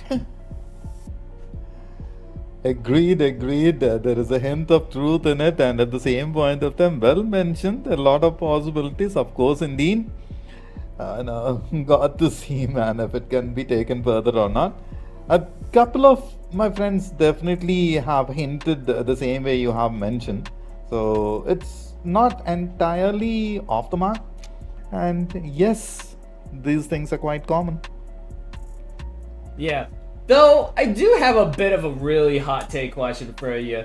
Just to, while Okay. we're still waiting on that last player, because we've kind of said everything we kind of can as far as, like, what we can expect for this matchup. But just your opinion, what do you think is, like, kind of the skill floor for competitive right now? Do you think that it's gone up, or do you think it's gone down? Because in my opinion, I think it's gone down quite a lot. I think it's a lot easier to get into T4 and T3 than it's ever been. You got me into a bit of bind. Having said that, I was actually going the other way around. I thought that they kind of hiked it up a little bit. It's not exactly the same. The situations also are not exactly the same. The scenarios are not exactly the same compared to the prior times. The players have definitely leveled up a lot compared to a couple of years ago. So a lot of okay. That's about the talk. So here we go. Rival 7 against the Kittens. Let's see. Ooh, a lot of things about to happen. And the Agent Pants. Solace. Looks like we're on the wrong Yes. side, so a rehost will be needed. Unfortunate. And looks Bomb. like we will have to, unfortunately, go back. They did set them to the wrong sides. I believe it was supposed to be Kitten Queens that was on defense, and it looked like they were on attack. I didn't get too good of a glimpse of that. So, unfortunately, we are going to have to go on a break while this rehost is underway. We'll have to get everyone back in. So, we'll be right back as we get that resolved. I do apologize for that. But, actually, you know what? Screw it. Before we go on break, I want you to finish your points, Sam. Yes, I want to please. see what you were kind of thinking on that. I forgot what I wanted to say. And then, as soon as the match started, I was like, okay, let's go get into that mode. So I kind of switched gears. Right. So yeah, let's go for the break, and maybe after that, I'll quickly throw in a little bit. Sure, fair enough. All right. With that being said, we'll be right back. Okay.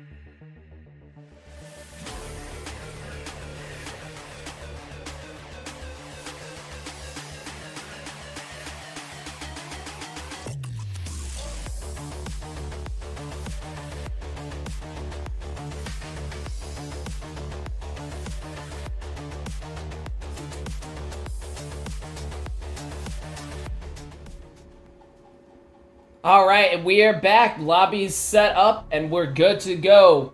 Got a Rival 7 on defense, starting off with Kitten Queens on the attack for this first up. I'm going to be getting into those bans. And first up, it's going to be Mira and Ace off the board. We saw that last map, and now they're both gone out the jump.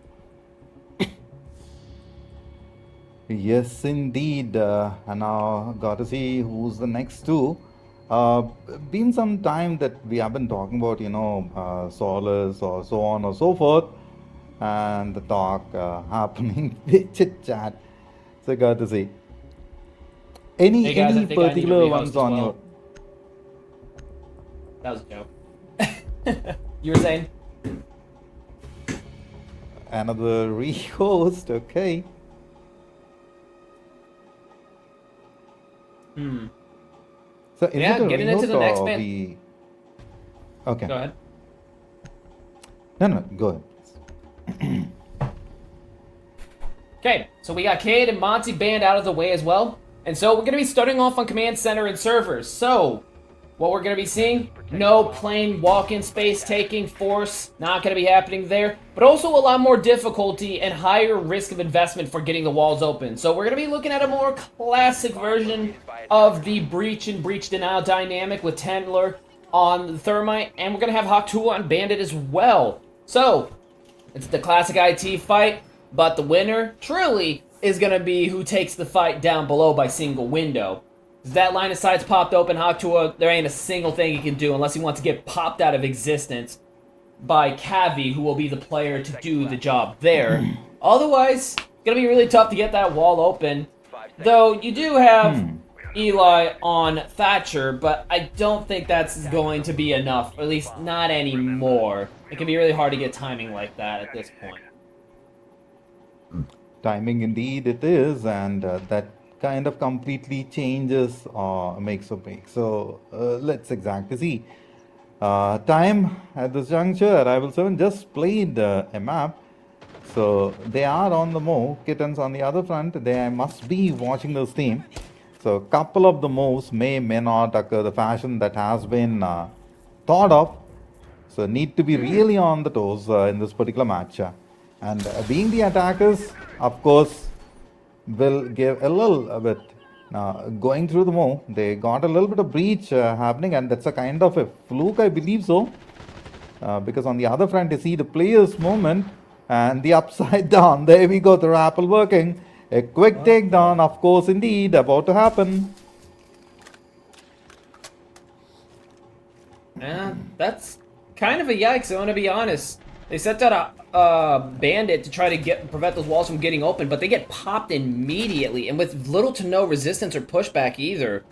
Hawk2 was all the way back in command center pillar and had no way to actually stop it from happening. And oh my gosh, a nitro from below, Muck to take Kavi down. That at least gives something for the fact that the walls are now all blown open. A bit of an intel blow to Kitten Queens. Ziana goes down. Now the push is coming out too. Already another pick back to back. And we're seeing some deeper push-ins from Kitten Queens. Oh! Yes, indeed, a big push and a big stunner 3v3 scenario. It seems as if the quick takedown and the self-inflict. Oh no, that's not gonna happen. Hawk in trouble again. Seems as if it's running from the prior.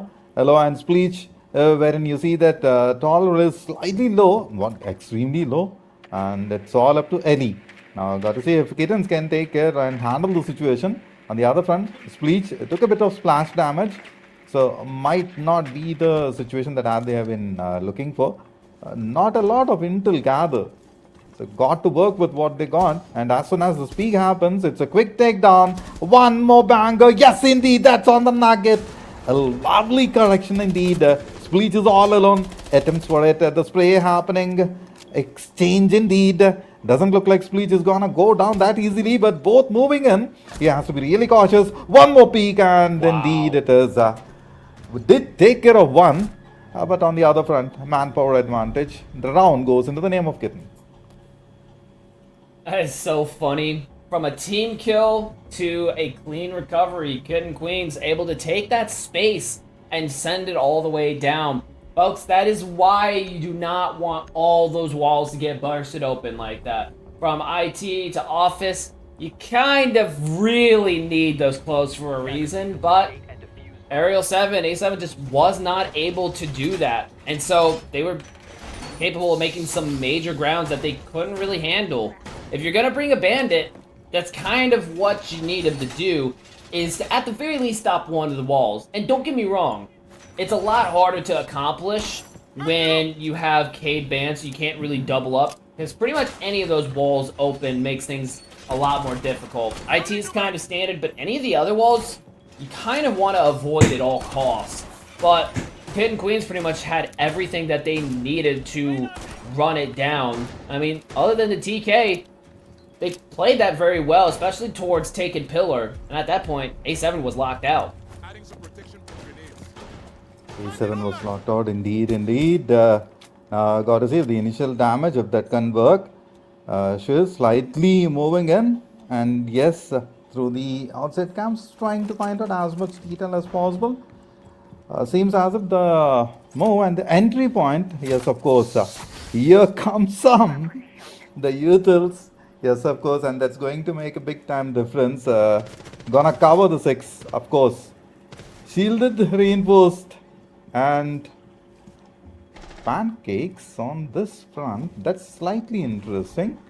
So neither of them trying to take the approach. Quick peeks, quick takedowns.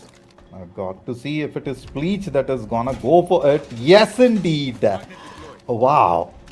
Now the second one, it's definitely seems as if, you know, another quick frag.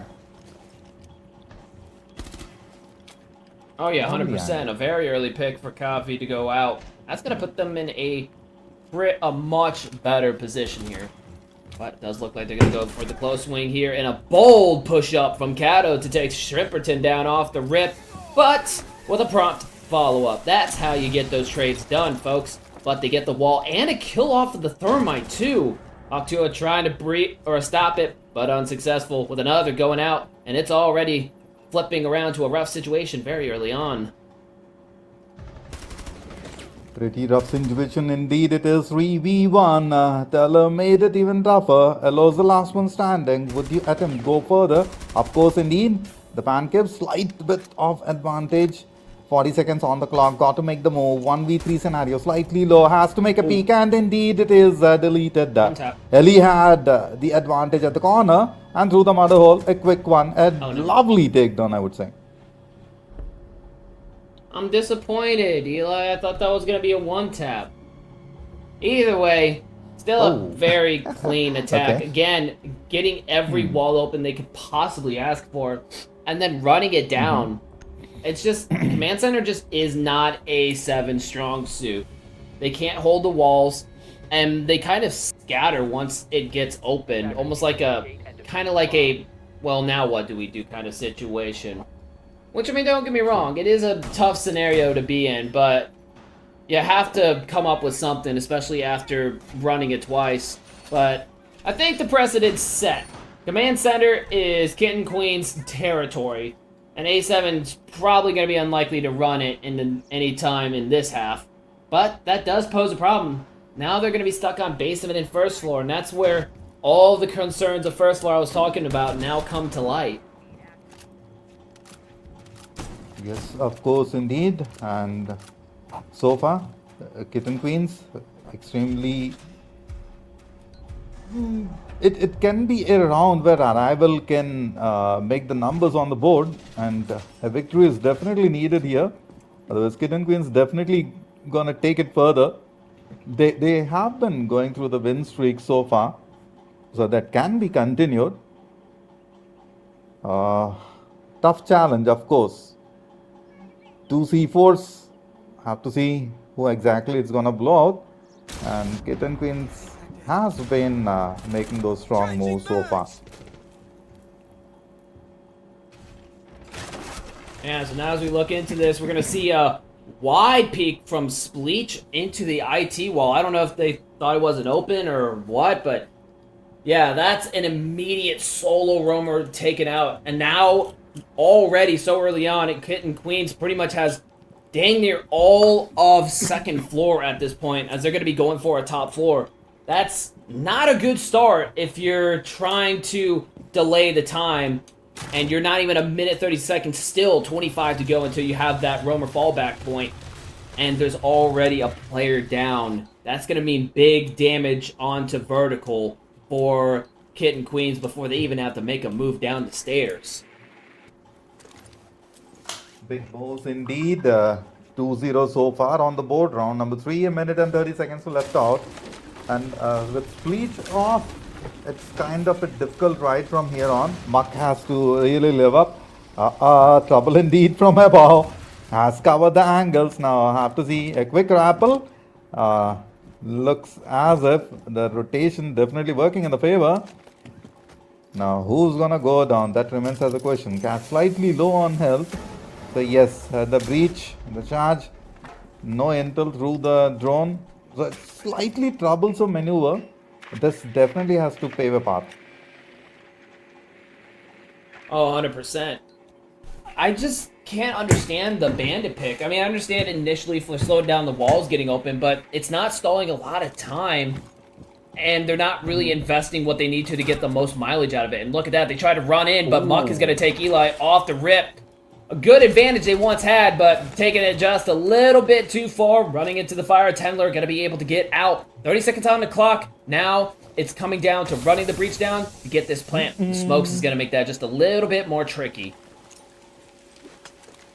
Of course, indeed. Now has to be extremely cautious, and the stun, that's gonna work. But here we go, a bit of damage being taken. That's not a position to go for. Meanwhile, he makes a move, and the numbers again working in the favor of Kittens. Here goes for it. Not a lot of time and an easy peasy. Wow. I mean, not so easy peasy. They definitely had to work for it. And yes, seems as if Asen are slightly struggling at the juncture. Holy crap. And look at the scoreboard too right now. Turler and Adriella 5-1 as well as 4-1. And now we're going to get the mid-half bans the next set. I don't know what Kitten Queens could really ban because there really hasn't been anything that's hurt them too much. Maybe Nitros from Valkyrie, but other than that, yeah, I was going to say Valkyrie ban. That's really all they got. And Rifle 7 is going to respond with a Thermite ban. So now that's all hard breachers except for Hibana and Maverick, which is going to make getting those walls open a lot harder. It looks like they're going to try to force Command Center yet again. Timeout being called from Arrival 7, supposedly to go take a pee, which you got 30 seconds. You better run it down fast. Might have to pinch it, I'm afraid, if the time runs down. Hey, that's what they teach us in the Army, you know? If you gotta take a quick whiz, you better run it down, and if you can't go all the way till something pops off, you better pinch it and get back out there. You know, it is what it is. This is the battleground, folks, and that's just the reality. But in any case, yeah, I really do think this timeout is needed because this is a crucial change. They went for that ban of Thermite. They're hoping that they can get Command Center, and there it is. They gotta figure out a way to make this work, and theoretically, by having the fastest breachers now out of the way, they should be able to keep those walls. They have to, and Bandit Haktua has to be more active to keep those walls closed. Otherwise, they're gonna lose it for a third time. They lose it for the third time. Oh my goodness, man. Have to take control over this mark, and that too as fast as they can. 3-0. 3-0. Come on. It's time for Arrival to make a move on the board. And it's a high time for them to make a move. And we know how exactly Kittens are moving further. Quite stronger so far. At the same point of time, cracking their move and understanding the strategy is the question where Arrival 7 is slightly struggling. And with the defense in place, I'm kind of expecting some numbers. Yeah, they're going to have to pull some numbers and fast, especially if those walls do end up getting open again. Because Kitten Queens, they are really good at their entries. I mean, they go in so fast, and they even take dives when they see an opening. They're pretty confident on their attack, so you can't really play it safe if you're Arrival 7. That option is unfortunately not available to them. But if they can force Kitten Queens into more less than ideal funnels, they should have a good fighting chance. That's where the timeout combined with the thermite ban is everything to them. That is their lifeline if they want to be able to get, at the very least, a 3-3 situation going into the second half. 3-3 situation. Now, that's an interesting one, of course, an even Steven battle. And yes, tough would be the situations and more entertainment for the audience, of course. So, yes, they'll be looking forward for the same. Got to see if that is the scenario where, and if Kitten Queens allow that to occur or not. That's also on the board. Of course, Telia slightly low on health, took a bit of splash damage. On the other front, Elo as well. I'm kind of expecting Spleech to take down 2. Would that happen? Has that position. Schwimmerton on the other front has a crucial angle. Yes, indeed, Spleech again made the mark against Ellie.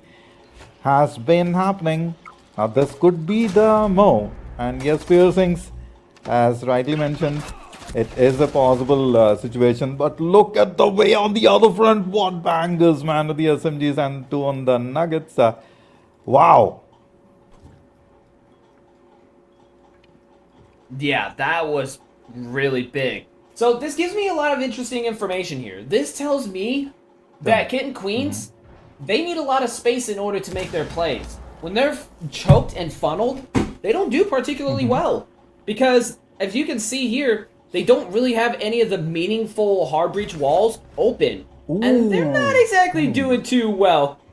Spleech absolutely popping Kavi. Now Adriela having to peek into 5, and yeah, there is nowhere you're going to be able to go with that. That's going to be a flawless round, and a crucially needed one for A7 too. Wow. Of course, very much needed victory. A7 made the first move. Now, got to see if they can get the next 2 as well. Now, that's where it's gonna be interesting.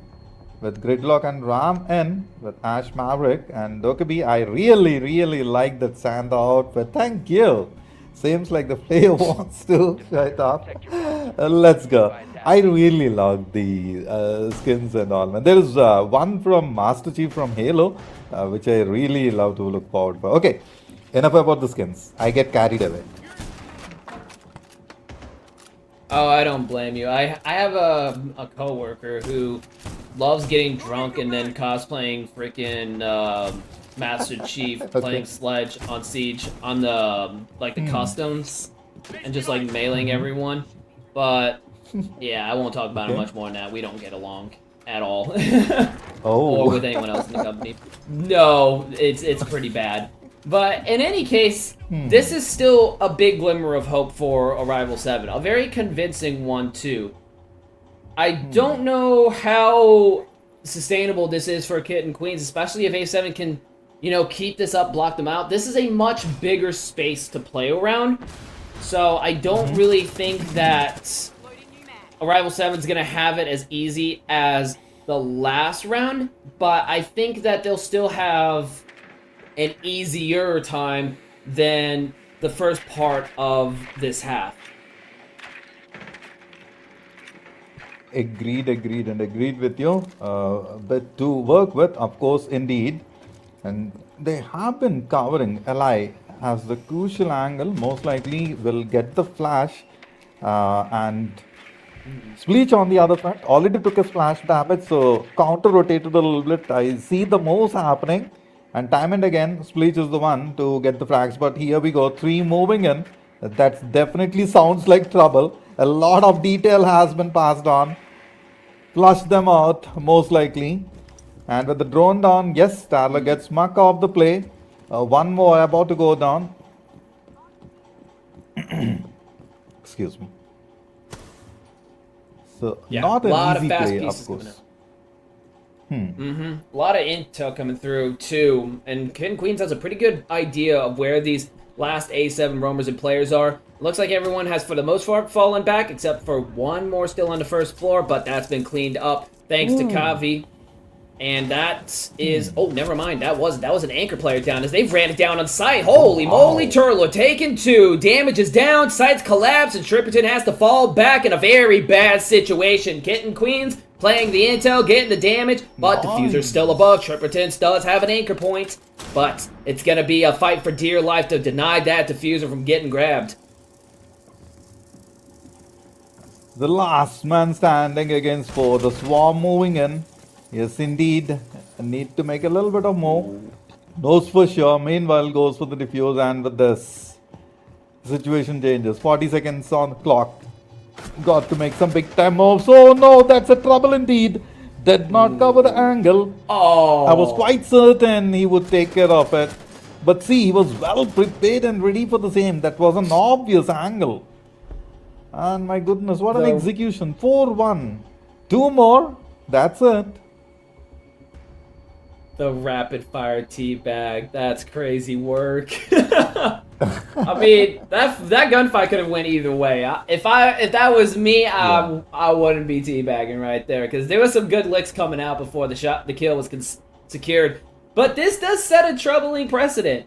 We went from command center being kind of the bane of Aerial 7 to now their lifeline, because they still can't win basement.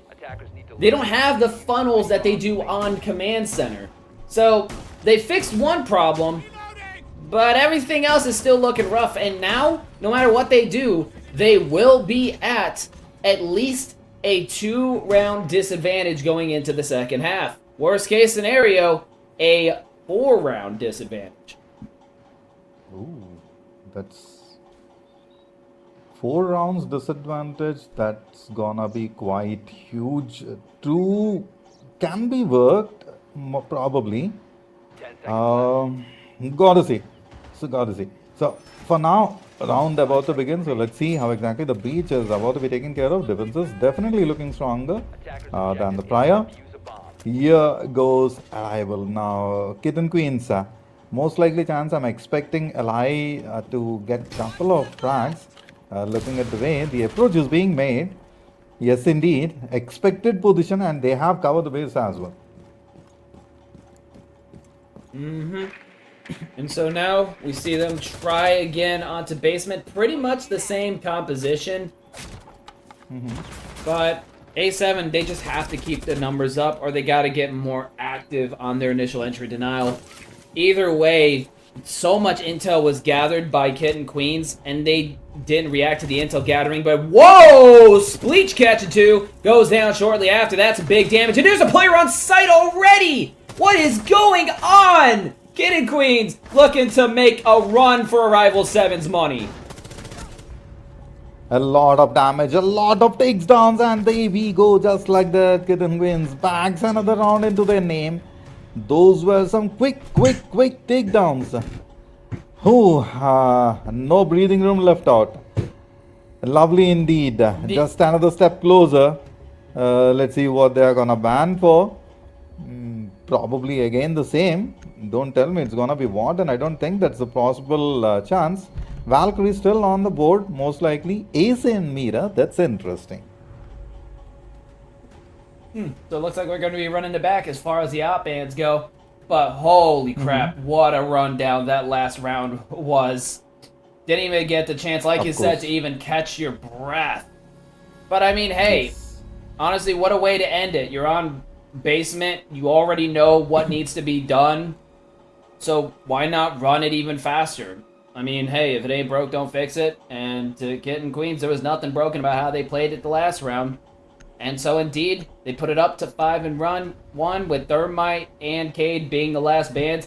So we're going to see much the same as far as the stakes goes. We don't know, obviously, what the mid adaptation is going to be. I don't think it's going to be the exact same when we saw Valkyrie, and I forget who the other one was that was banned out the gate. But either way, we might not even get to that point, as we're currently 2 rounds away from Kitten Queens being able to win it. But the question is, can they do the same on their defense as successfully as on attack?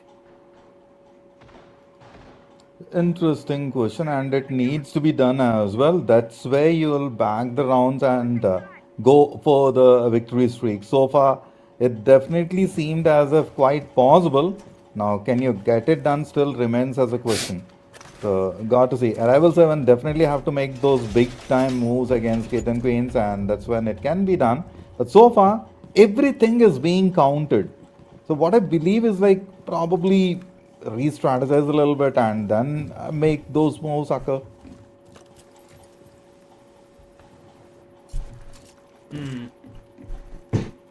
I do wonder. I mean, we are seeing Kitten Queens pretty much running the exact same composition as A7 did. Well, with one minor change. We do have Tendler on Malusi. I don't think we saw that. I don't think we've seen that actually at all this entire game. But really, it just comes down to, can they keep the walls closed where A7 didn't? I think that would be kind of a defining difference, because they struggled a lot with that, but it doesn't look like Kato has any support from below to secure keeping those walls open, so it does seem like they will be able to get IT quite candidly, but Cavi is looking to head possibly on the way over there to try to protect that position, but so far, it still hasn't been open quite yet. A lot needs to be taken out, and with this, Rival 7 being the attackers, now this is something which I have been waiting for, because on the defense was not that great of an impact, but as an attacker got to see if they can get it done. On the other front, Kitten Queens, they have been quite comfortable, and as rightly mentioned, they have been working it through as well. Good breach points. Seems like a lot of detail has already been gathered and passed on. Now waiting to see if they can cash the situation or not. A bit of pause moment, but not for long. As soon as they see, there we go. The detail has been gathered and it's not looking good at this point. A quick takedown about to happen. Hawk took a bit of damage. One more banger. Couple of shots here and there, but nothing big to worry about. Quite comfortable indeed at the position. Yeah, Kitten Queens really doesn't have to move too much whatsoever. Rival 7 hasn't honestly set up too much for pressure. Tries to run in. That's going to be Spleech, but gets shut down by Tendler. Now the Goyos and all the utility to slow down, kicking in. And this means that a Rival 7 doesn't have a lot to work with here, especially with that Nitro. That's another big blow. Muck going down. 35 seconds left. They have to find an opening, but they haven't gotten anywhere yet. Oh my goodness, that definitely was a big one with the C4 on the play, and it continues. Couple more frags, the last two to work with. Not looking good for Rival 7 at this joint. At this point, my bad. Allows, he knows for sure someone's lurking around the corner. A quick one, and you know what? They moved, and that kind of costed a little bit. And you know what? It was almost there. Just so that need to get the peak and the takedown done. What's really impressing me from Kitten Queens is that as soon as they gather a bit of detail, they are passing it across, and everyone are working in tandem with each other. That's where we see the 6-1 score, and we are at the match point situation, just one step closer. Oh yeah, and quite deservingly too. Another thing as well is how Kitten Queens, they're reading the map quite perfectly. Normally, if you were running around like this, you would get punished quite heavily for being caught out in the open. But they can see a Rival 7 for what it is. They were so paranoid about, you know, the Mira and Decade, but Valkyrie wasn't banned. First time around, she wasn't banned until halfway through. But now what we're seeing is that Turler is using that intel to pretty much establish we don't really have any pressure that we need to respect. We can move around as much as we please, just as long as it means they don't have a way to get out of these choke points. I mean, you saw the rapid rotations and movements. Every time a Rival 7 thought they had an opening, immediate rotate, immediate rotate. There was never really a cutoff to prevent that. And I don't think this is going to get much better here, I'm afraid. Unless, you know, they've really nailed down their top-down control, if that's the route they choose. Interesting, of course. So, they got to go the other way around. 3 C4s to work with. A lot of boom boom to happen. I'm quite excited whenever the C4s are about to go into the action. So Kitten Queens extremely close by, and got to see there goes the car, and with that A bit of splash. Of course, Arrival 7. I'm wondering what exactly happened and how they are gonna make a comeback. I mean, it's really a tough scenario for them. 5 victories, one after the other. I don't think that is quite possible. Piercing, like a quick question: do you think there is any remote chance that Arrival 7 can make those 5 happen? It's not good odds, considering Night Haven is a solidly defender-sided map, but there is always room for a possibility, but it all comes down to them getting their knuckles on building momentum. They just have to get a feel for themselves. I don't see it in the attack right now, though there's always room for me to be very much wrong here. I mean, they took that vertical immediately. They have main walls open on garage and basement, so there's a lot of uncertainty around where Arrival 7 could be. And there's already been a little bit of disrespect from Turler, and that's how Arrival 7 was able to catch her out. But it's a matter of, can they pivot to gain real, tangible basement progress? And so far, we're still waiting for that, until now. So, Wow. gotta see if that can be done. Yes, indeed. Beautifully executed. Kitten Queens going all in. They do not want to leave any room for the others to work with. And just like that, Arrival 7 now with the diffuser. Would you go for it? The last two standing, about to make some big moves, but no, says the player. A lot of damage has been unleashed, and just like that, it's a 2v2 scenario. Oh my goodness, they made it happen. Both attacking at the same point, and there we go. We have the winners. Amazingly executed, fantastically done. Yeah, good effort from Arrival 7 towards the end, but it was just a little too late. Also, that bugged grenade throw was super unfortunate. I guess his internet started to, her internet started to kick out before she threw the nade. I don't know what exactly happened there.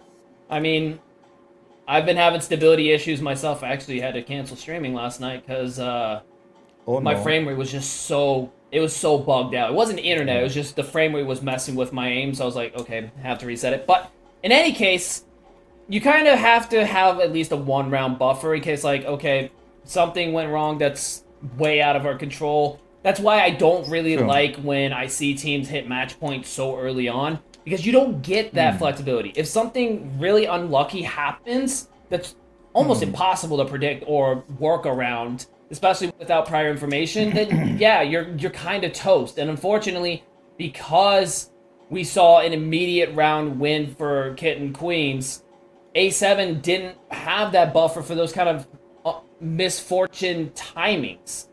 It kind of just cemented the deal for them. The first round of the second half was a solid loss. Like, that's all it was. Like, it was a very definitive no, right? That wasn't like a unfortunate, first round always is kind of a fluke. That was just decisive. And so that grenade throw and losing Blackbeard like that, unfortunate, but that's kind of what happens when you don't really have anything else to work around. But yeah, the defense, they had to figure out what to do about those walls. They didn't have an answer for it because Mirror was banned. And, I'm not going to be the type of person to blame any specific player. I'm just going to point out, weak points. Hawk Tuah was unfortunately unsuccessful in keeping those walls closed. Every single time, those walls were getting open. I don't think there was a single time that any of the walls was fully denied unless Kitten Queens just didn't go for it. Now, that could be a team thing. That could be, just a really good attack plan. But to be honest, from what I saw, it looked pretty standard.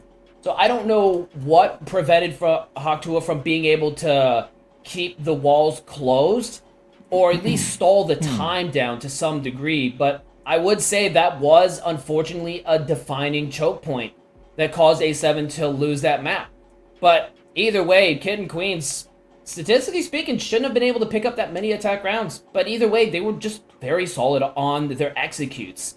You saw that they were always able and willing to take space and trade lives when they needed to, if it meant gaining substantial grounds, and they were quite consistent on that. Regardless of keeping those walls open or closed, that's still a tough thing to sell, though it was a weakness, creating funnels, but unfortunately that wasn't fully capitalized on, so they were able to continuously steamroll. Continuously steep indeed, and it kind of like boiled further, and from there on, it was like no returning back. I was kind of expecting to the point that when when the sides particularly switched, that there could have been a quite possible chance to make a bit of comeback, wherein you saw exactly how Kitten Queens did not leave that room for them to work with, and it was like a quick takedowns. The moment they observed a position advantage and took it, and boom boom, as I always say, a lot of boom boom indeed. So yes, Right. great map to watch for. Of course, one more match on the board, so take it further.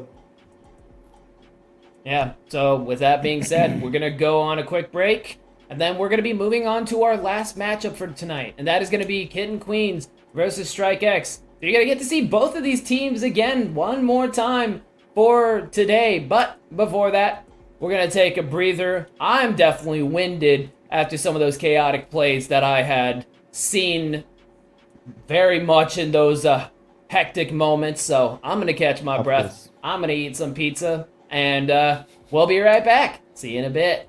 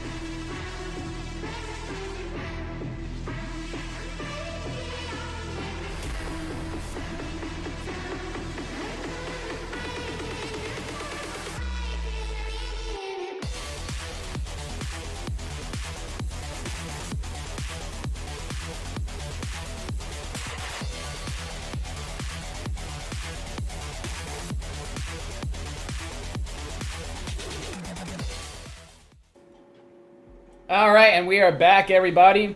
We're almost done for the day. We've got one last match remaining, and that's going to be Kitten Queens versus Strike X. My name is Piercing, still here with Santa, so we have more to come for you folks. So, let's take a look at these teams. We've already seen both of them now, but just a little bit of review before we get into it. For our first team, we've got Kitten Queens with a placement of number 2, their captain, Natalia, and their Adriella, as well as Volksris. And then for the players, Turler, Kato, Kelpcat, Carolyn, Annika, and LG. For our second team, Strike X, we have for their roster Strike X? Not. Okay. Te aprecio, chupapi. They're going to be in the number 4th placement with their captain of Shift A. And for their roster, their players are going to be Lunfor, Swampy, Yuli, Ribbit, Bloppy, Sweetfo, and Dip Morgan. Again, a lot of players that we've already seen for today, and we're going to get to see them one last time. And of course, you've seen their X's. All of those are listed below for those who have it, so you can always give those a follow as well. But let's take a quick look at the standing just to get an idea of where we are now collectively as we look to finish this out today. Here comes the standings, Kitten? and Wildcard Queens still the reigning with play 2, win 1 and lost 1. 12 to 10 of the score line with the differential of 2. Fantastic at 11 points lead. My goodness, that's massive. So Kitten Queens has really have to buckle it up. With the 6 points on the board as of now, 7 to 4 they won. And with that, Arrival 7 right after them, 4 to 7. There were certain parts where we felt as if they were almost out, and with 6. Now it is for Strike X to climb up the ladder at 4 points as of now. They have won one match and lost the other. 10-11. That must have been a really close match. Yeah, so what we can see off the standings is Kitten Queens has an opportunity to pull up a perfect for today. Just has to win one more against Strike X, who is currently 1-1. So, we could see a perfect today. It is very much on the tables. And I mean, Kitten Queens had a pretty strong win against A7, going 7-1. So, they could be looking very strong in the standings by the end of today. It just all comes down to how this final matchup against Strike X turns up. Because I believe it was Strike X 2 that, yeah, they won their matchup. So they're both up 1, though I can't say in the background on the A stream what happened. But either way, as far as this side of the coin is concerned, they've both won their matches and have an opportunity to win yet another. So we could potentially see that in just a moment. We're still waiting, I believe, for the other matchup to finish, as well as for players to get in the lobby. So we'll have a little bit of time to kind of, you know, squawk a little bit, me and Santa. But for the map, Santa, what do you think we're going to see here? I would definitely like to see Chalet. It's been some time that I have performed casting on Chalet, but looks as if they had a different opinion, and it is Consulate. Oh my goodness, man, this brings back a lot of memories. I definitely was looking for Chalet. Nevertheless, Consulate. Map away, you cover certain corners, and there are always some blind spots from where you get totally derailed. So it's from the Kittens. So of course, map choice most likely will give them a bit of advantage, being the home ground. Now, got to see if that's the case or not, and how exactly they are going to take it further. Of course, as a defense start, and we have seen them doing some crazy stuff, being the defenders. You know what kind of memories Consulate brings back to me, Santa? Tell me. Brings about a lot of painful memories and broken hands from getting spawn peeked every single round. Shout out to all the rooks and the docks of Consulate. I hate you with a passion, but hey, You know, if you're the better aimer, then you're the real gamer, I suppose, even though I still hate you with every fiber of my being. But in any case, that's what I think about. But they have done a good job, Ubisoft, when it comes to, you know, kind of muting all of the spawn peak opportunities. I mean, it's still there, don't get me wrong, but they are nowhere near as disgusting as the ones I used to get hit with 24/7 anymore. So that's a breath of fresh air for me. I could actually live long enough to see myself get annihilated on the initial entry. Less likely to break my desk, but still enraging in any case. Especially towards the, what is it? The not admin, the, man, I'm forgetting my callouts again. I really am washed. But the main walk-in that everyone goes through. There is some opportunities for a lot of aggression there. I think it's vending. But in any case, other than that, I mean, it's definitely lost its, you know, hyper-aggressive personality that it once had, while Borders still has it in full spades. But we're not on that map, are we? As we now finally get into the game, we're going to see who comes out on top for a second time on this side of the coin, Strike X or Kitten Queens. I'm kind of tilting a bit of favorable towards Kitten Queens, particularly the way with which they have performed so far. And with every victory, it's kind of like boost to the momentum, right? So a lot of confidence to work with. And yes, Mira is off the mark. Now, Kitten Queens will definitely make the best of the situation, I would say. This is the first time I believe Strike X, so I'm kind of not so sure about it. The reason why I said not so sure is like I'm not familiar with this time. Yeah, certainly not sure either, though still really these teams do not like Ace and Thermite. At least Kitten Queens sure as heck doesn't. Going with that band set yet again, the Azami also going out. I don't feel like Azami's that dangerous on Consulate. I'm gonna be 100% honest. I mean, on every other map, sure, but this is one of the few maps where I actually don't agree with that ban, to be 100% honest. I mean, what do you think, Santa? Do you think there's any, like, really nasty lineups you can get on this map that I'm just missing? But I don't feel like she's that strong. I really don't. I kind of have to agree with you on that particular front. And see, I kind of have a bit of this opinion that I might be wrong. Let me clarify that first before I put it out. The certain players, they are really comfortable with some of these operators, and no matter what kind of changes, they really want to go with those. And it is difficult to change those opinions and maybe, you know, get them out of that comfort zone. But then again, it's player to player specific, right? Meta always plays a role, but at the same point of time, you have those disadvantages and those certain advantages to work with. So gotta see how this is gonna work with. I'm looking forward for those two C4s. Boom, boom. Yeah, fair enough. It can really come down to comfort, and that can honestly make the difference, because if you're good enough with an operator, there's a lot of ops that would typically be seen not viable for a map that's surprisingly effective if you're creative enough. For me, that's going to be Fuse. I love my boy Fuse. Not with a shield, though. That's lame. But in any case, we're going to see an entry pick off the rip. Adriella going out. Bloppy going to be hijacking that cam. That's going to be a...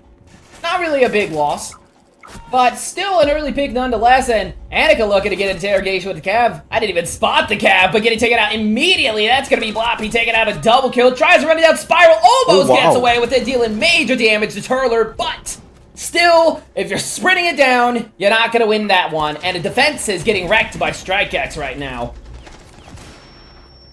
Strike X making one strike after the other, and the last one comes in with the shift, making the big bow. Lovely indeed. Flushed them off at the corner, didn't leave the room to work with, had to peek and immediately done, dusted, tada, bye-bye. Already a number on the board, Strike X making it big. Kitten Queens gotta make a work with. Dokebi on the play along with Striker. Doc, Valkyrie, Bandit, Lishan and Goyo. Of course, IQ, Finka has to be brought in along with Sense. Good moves from both ends.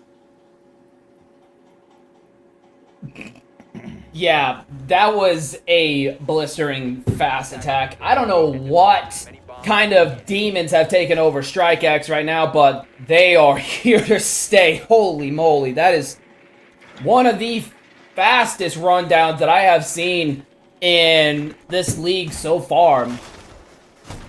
I mean, that was lightning fast clears. But then again, they did have some very strong momentum. They had big pressure onto Spiral, took out the roamers immediately. I mean, that's a general rule of thumb. You take 2 out, there's no more roamers. And Strike X wanted to have a good start, and they defined the momentum very early on with that, which is key for attackers. Even if it's not done in the most smartest fashion, just being able to sweep out a win like that is very damaging to defender mentality. That's definitely interesting and a point to be noted as well. Very, very interesting point to be made a note of.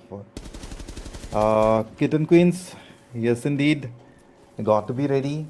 And they know that the breach is occurring and has covered both the corners. Not a single area to work with. Even the feed shot, yes, that's a good amount of damage. And even a slight bit of damage can lead further for a lot more. The room to work with, but they... Ooh, that indeed looked painful. 5-4, Sweet 4, making a big one on the other front. Ellie could be the next. Got to see if that's the case or not. Sweet 4 going for the second. Let's go, let's go. Yeah, right now, already off to a rough start. Cavi going down off the rip. Adriella taking a lot of initial damage, but gets healed thanks to Turler on the dock. One time that dock actually gets to do something besides spawn peeking. But anyway, jokes aside, that's going to be a 1-for-1. Bloopy taking out Adriella and Annika catching Shift A. It's going to be an even trade, but the exchange is time and space. And Strike X doesn't look like they've gotten too much space, but Bloopy does manage to take Eli down. Pressure's mounted, defense is crumbling. Strike X, the demons, they won't stop whispering in their ears, and they say kill, kill, kill, as the massacre rains down onto Kitten Queens. Triple kill. Annika. Good moves. 2-1. The last one standing, and Annika. Oh, trouble indeed. Then check the other corner. And with that, round goes into the name. Beautiful execution. Yes, indeed. Very well tried, I would say.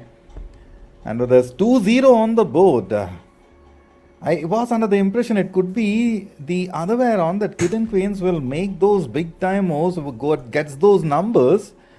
But seems like Strike X came with a better plan. I don't know what Kitten Queens can honestly do at this point. The Strike X just has a whole new level of violence that they have unlocked.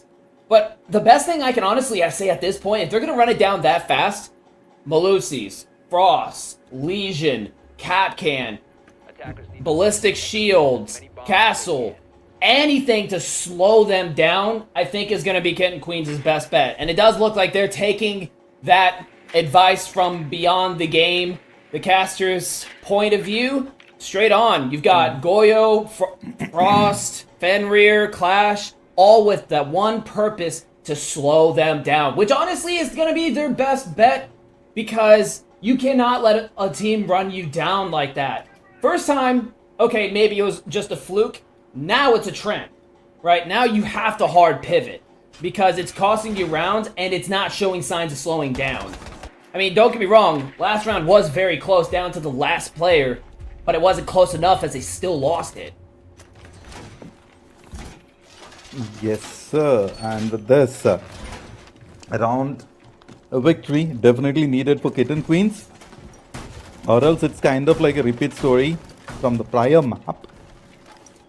So got to see if they can make those big moves happen, and being defenders, they have chosen the map, and Strike X is completely on top of things. Already lost a player, and that too a big one. Trouble indeed at this juncture. A good breach or Motherhood. Yes, there is a player around the corner. And a quick peek. The drone will definitely get the detail. Meanwhile, the C4 made the mark. A lovely one more C4. And that can change the entire. Yeah, that pick definitely was a sorely needed break for Kitten Queens, able to catch Rivet out, apparently from outside, which seemed to take Rivet aback. But in any case, now it just comes down to, they slowed them down just a little bit, but keeping them back, I think ultimately is going to be what's the most important here. But this walk-up from Yuli could really disrupt that if they don't have accountability over him, and unfortunately, they do not. Yes, of course. No room to work with, yet they move further. 2-0. Gotta make it to 2-1. A lot of detail, and here we go. Quick bangers. What a move from Bloppy, my bad. On the other front, taking a lot of damage along with Anika. Last round made a big time difference. Yes, indeed. Quick shots connection, 2v3 scenario. Wherein with the health factor, that does not seem to be possible, yet they make it happen to 2v2. Oh my goodness, almost there. But you know what, Yul comes in and says that enough. We are gonna back the third as well. You gotta work on the fourth. And there was just a little bit of hope too. That's the painful part. There was a chance, and it just all fell apart with that walk-in. Those walk-ins are doing so much damage to them. Doesn't matter how small the opening is. The Strike X sees a timing to take unexpected space. They take it. This is where Kitten Queens is getting killed here. And now it's even worse. Now that Goyo is gone, they can't even play the stall game anymore. At least not as effectively unless you want to run Smoke or Tachanka, which we are going to see that. Turler going to be pulling out the Smoke, try to compensate for that gap, but that's active utility. The problem is Goyo is one of the only stall operators when it comes to fire or damage over time dots that does not require active utility. Now that option's gone. That means there has to be a life tied behind it. That's a brilliant ban from StrikeX, because they know the one thing they can do consistently is hunt players down, especially onto site. Again, it's those walk-ins, those unexpected gaps that they're taking. They do that again, they take out Turler, now defense is even harder. This is not looking good, folks. I hate to say it. StrikeX, I don't think they're going to be slowing down anytime soon. They're kind of unstoppable here. Unstoppable indeed it is, and they got to be, if they want to get those numbers on the board. Here begins the round. 2-1, let's go. So on the other front, you see the breach points and good reinforcements, but on Consulate you have those multiple entry points to work with, and that kind of gives an advantage to the attacker a little bit. Well, the defenders definitely have their mark. The wires in place, a quick dump of utilities. You got to see who's the first one to go down. That's where it gets interesting. Anika definitely has it, but meanwhile, Shift, a quick flick. Cal, just like that, went off. That was a quick one. Oh my goodness. Four times in a row, Kavi has died first. That has got to sting. I feel bad for her. Just round after round, always being the opening pick. But I mean, hey, I guess it is what it is when you're facing a fast entry team like Strike X here. They've already made their way into office and they're working their way down quickly. But they wait on quickly, get it done, get the number on the board. With the 4-person team left out, Ali got to make it. Rivet low on health. Shift on the other front. Oh, trouble indeed comes in the name of Yul. Yes. Not again. Another quick peek. Oh my goodness, man, this definitely looks troublesome. Did not check out the corner and goes down just like that. Wow. Lovely move. Anika can get it done, I believe so. But seems as if StrikeX is not going to lose that room to work with. Not a lot of time, and yes, it's getting troublesome. Yeah, not looking too bright with a 3v2. Now a 2v2, okay? Looking much more doable, but Ueli just keeps doing what Ueli does. Takes that hop in and gets so much damage down. Annika off site. Now gonna have to run it down just to get back onto site. They have a clear opportunity to go for the plant here. And now we see Shifte trying to do just that. But Ueli finally gets taken down. That's thanks to Annika. Shifte gets off of the diffuser with 42 seconds. Ready for the swing and takes it as StrikeX secures another round. But really quickly, one thing I just have to say. You can't let him keep getting away with this! Ueli has just been able to walk in that same spot every single time and has gotten so much impact. You can't let Ueli, this demon, keep doing that to you. She is 7-0 right now. Or no, 7-1 now if I'm not mistaken. That is big damage. You have, with all of that utility, you have to put something there. Because that is her prime location on second floor. And she swept 2 rounds away from you. Double kills, triple kills. Used by attackers. You guys did so great against A7 last game. Where's that same fire? Put that towards Ueli, and there's a better fighting chance. Oh, it's even worse. Actually, I'm wrong. It's 8-1, not 7-1. Demon time all the way around. I mean, just look at the scoreline between Floppy and Ueli. 5-4, 8-1. Ueli's honestly the biggest problem by and far. But they give her openings. Yes, of course, and those openings are kind of what hurting them a lot. Now, these needs to be covered. Let's hope that, they somehow, it's not really possible for them to hear us. Not at this moment, at least. Attackers are heading out to defuse Wherein, bombs. if somehow they get the message and they work on it, Kittens can definitely make it happen. Still got the time, 4 rounds. I'm kind of being hopeful at this juncture, particularly after looking at the prior map and at the standings. I still hope and wish to see that they get it done. The breach point and immediately a quick frag. Bloppy lands the big one. Teller. Strike X. Oh my goodness, ready. One more about to go down. Splash damage. A quick flank about to be needed. You can't be there. Well, on the bright side, at least it wasn't Kavi who was the initial entry pick this time. But still, Kitten Queens was the initial entry pick again. This time it was just Turler, which sucks because Turler's 5-5, and with only Annika high on KD is 7-4, everyone else is all Owen. That's kind of rough when one of your gunners is now already taken out so early on. I'm sure StrikeX has noticed that and now is thinking, oh, it's free real estate time. I mean, they're probably going to run it down just like they did before on this wall, and they're trying to already. Yes, indeed. Try, test it, make it happen, move further. Get the numbers on the board. Be it the Kittens or be it the StrikeX. 4-0. 4-0. High time for Kitten Queens to wake up. I mean, do not misunderstand me, but this is time for you to wake up and get back into the game. Look at the way StrikeX is making it all happen. 4v4 situation. Okay. Shift indeed. Oh, I didn't see that. Now this is looking a lot better. Kitten Queen's getting some good damage onto StrikeX right now. Already a 2v4, but now the breach games begin. Just has to keep their numbers up. Doesn't have to peak the whole time. Unless it's Adriella. Then sure, why not? Kavi also taking one as well. Mini Ueli's the last one to play this hyper-aggressive, but can't connect the shots. Onto Kavi and gets shut down. Yes, of course. Yes, of course. Quick peaks, quick denials. 4-1. Here comes the score. The number that we have been waiting for. And Kitten Queens made it happen. It definitely seems as if we are talking about Kitten Queens and look at Warden, man. We have some kittens over there.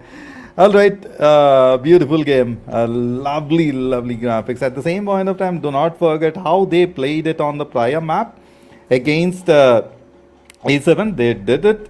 So there is a quite bit of possibility for them to make a comeback in the game. Again, we are talking about 3 rounds victory.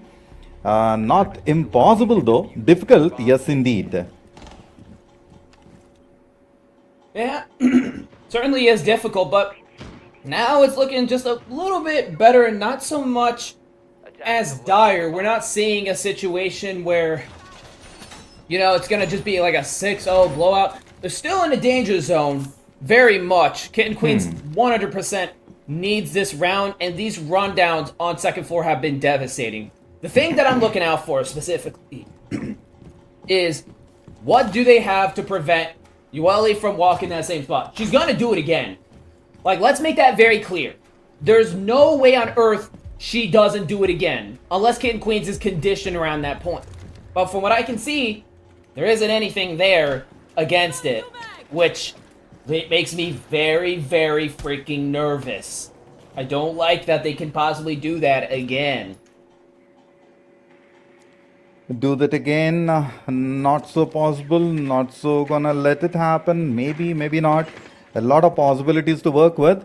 And the other part is that StrikeX has already seen their play happening. So whatever move is being made, it's being counted equally. So it looks as if they came prepared. We definitely spoke about, you know, homework being done on your opponents, and StrikeX is quite showing those bits and pieces over here. They have a mark. And yes, of course, a lot of entry points to work with, and Consulate is getting that done for StrikeX. Yeah. I just want to point out that StrikeX has an Amaru, and they have Rivet rapidly advancing onto the B site. Ooh. This is going to get really bad really fast. Here it is. Flash is now coming out. They're going to be looking to full send it. Already big damage with only Cavi and Annika, the last two players alive, and one of them having to walk up from Spiral. Now we see the plant going in from Sweetfo, and unfortunately, there is no one on Kid Queens who can mobilize in time to stop it as the Fuser goes down. Rivet taking major damage. A 1-for-1 trade between Cavi and Rivet, and it's going to mean that Annika is the last one alive on the window game. One of the most infamously difficult post-plant situations. Post-plan situations, difficult scenarios, a lot to work with, a lot to think about, and get it done on the move. 19 seconds, it looks as if it's about to run down, and the diffuser gotta work with. Annika goes down, and just like that, one more round into the name of StrikeX. What a move towards the end, as soon as realize the diffuse gonna go, and this is looking beautiful. Lovely connections. They know which angle to pursue, and they are beautifully executing it. Well, looks like we're going to get a flash to the past for game 2. Instead of A7, now it's Kitten Queens getting the same taste of their own medicine. StrikeX going to be ending the first half with a blistering 5-1 scoreline. Looking really good with a devastating attack that Kitten Queens just could not handle. It was too much aggression, too much momentum, and they were never able to really get it back down to earth. Not even a timeout either. It just kind of accepted that it was going to happen. But now with a new iteration of bans, we're going to see Blackbeard out and Azami making a return on the ban list. So, really don't like the Azami, it would seem. Azami, yes indeed, definitely not to be there. And here they take out Valkyrie and Maverick. No more cams to work with. Whew. Definitely a tough choice. Warden walks in. I got to see along with Tubero how's it gonna land on Ace. So, lot of opportune movements. And yes, indeed, Dokebi is here. That gives an indication. So, interesting moves about to happen, of course. Yeah, I can't blame Danica has StrikeX been for banning Maverick. I mean, we saw what can happen when you have Maverick on the board allowed to sneak in and hold those secret angles.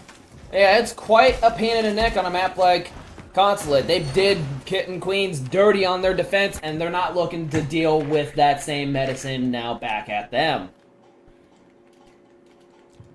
Yes, yes, indeed. 5-1. 5-1 scoreline. Just one more step and it's a match point. So, definitely StrikeX will go all in this round to get that match point and then take it further. while Kitten Queens will attempt their best of the best to reach it further, but doesn't seem like at this juncture that it could be a possibility. It has to be a lot of aggressive and calculated moves.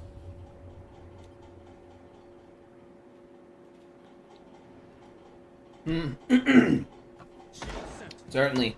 And so now we're going to see how Strike X likes to hold it. But if judging anything from the first half, I think I have an idea of where this is going to go. And it's going to be a lot of very aggressive, violent initial entry denial. They're going to probably try to run this down border style. I mean, so far, no one's in the building. And already a gunfight came out. And guess who's off the ticket? It's going to be Bloppy. Ooh. With Bloppy off the mark, Strike X definitely a bit of disadvantage, I would say, but still we have Sweet 4, Rebel, who has been making those big moves. And then the top fragger, of course, Yuli along with Chef, they have done it time and again.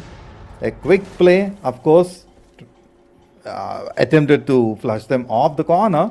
Eli is slightly low on health, and Annika on the other front has made some possible moves. Got to see. A bit of time to work with at this juncture.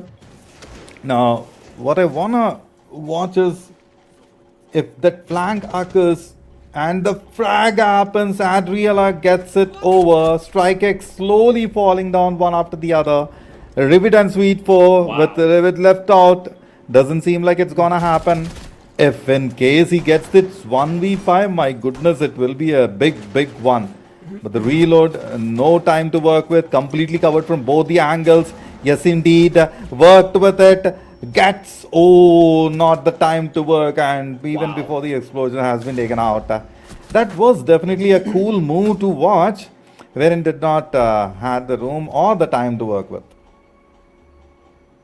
Well, maybe Consulate's now suddenly an attacker-sided map. Goodness, Kitten Queens coming out, throwing it down as well into major effect. I mean, we're talking about another flawless round on the board from both of these teams. And Strike X is now looking to try to run it back. I don't know what it is about this map, but both of these teams feel compelled to just be on the ultra offensive on the attack, and they're really getting the work put in with no slowdown attempt thus far being effective from either side. Maybe Strike X can find something different. I do like that Suifo is running the castle, so it does look like somebody is trying to double down with some hard utility to truly slow it down. Kitten Queens is more soft utility kind of thing, or active utility. But now we're getting some hard util. Maybe this will work, maybe not. It's worth an effort though, because either way, both attacks have been blazing through, and no one has seemingly found a solution to end it. Yes, that still definitely is a question. 5-2 so far. Strike X a step closer. Kitten Queens 3 on the board definitely needed, and the 4th to equalize. Meanwhile, Strike X will make it certain that they are the one to go further or not. Got to see. Now that, Kitten Queens have gained a little bit of momentum into the play, it definitely seems quite possible for them to get the round into the name. Round 8 gonna be quite interesting, and it's either gonna take it further, but right at the beginning, Turler landing a big blow. Oh my goodness, that quick peek definitely counted them, and Kitten Queens making those numbers happening. Directly going in for the diffuser plant. Trouble indeed. The shield working, but no, covered from both angles. Rivet in trouble. Yes, indeed, goes down. And Yuli the last one standing. Again, it's a 1v5 situation. Not a lot to work with. And Adriela one more time landing the final blow. My goodness, this player. Wow, indeed. Rainbow Six is the game where possibilities happen. Kitten Queens slowly getting back into the game. We thought so it's not so possible, but seems like they are gonna write a bit of history. Yeah, they are really on a good comeback streak right now. And to just put into perspective how absolutely ridiculous these round plays and the sheer volume attack wins are right now, Consulate is a map with a 44% attack win rate and a 55% defense rate. Despite that, right now, I'm going to be a little nerd here and put out a little bit of calculator. We're talking 8 rounds, only one of which has been won on defense. So that would be, what, 1/7? Yeah, that is a 86% attack rate and a 14% defense rate. That is how badly attacker-sided this specific game is right now. That's how ridiculous this is. Neither team has found a good way to get their defense rolling. And, yeah, it's been quite devastating for both sides. And this is not the norm by a long shot. Interesting analogy. I have to give it a little thought. Of course, I have to agree on most of the part, and difficult indeed it is. All right, moving on. 5-3 on the board. Round number 9. Now, can we see a 5-4, or is it gonna be a 6-3 for the match point? Gotta just wait and see. The drone's carrying the detail, and with the cam, while it's been taken off, that definitely has relayed a bit of information. A little more detail to be gathered, and lovely angles. Yes, of course, Kitten Queens will definitely make some big moves over here. Here comes some more reinforcements. Strike X going to make it slightly more difficult. Eli has an angle of approach, and Rivet with its stun, got to see, will get couple of frags around the bend. Shift has the approach. Those stuns really have to make it more. Only one C4 to work with. That should be quite interesting.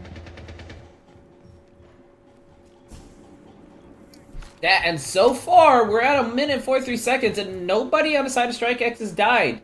Perhaps there's a possibility that they can win this round. I mean, already the fact that there hasn't been an immediate initial entry is a sign of potentially positive things to come.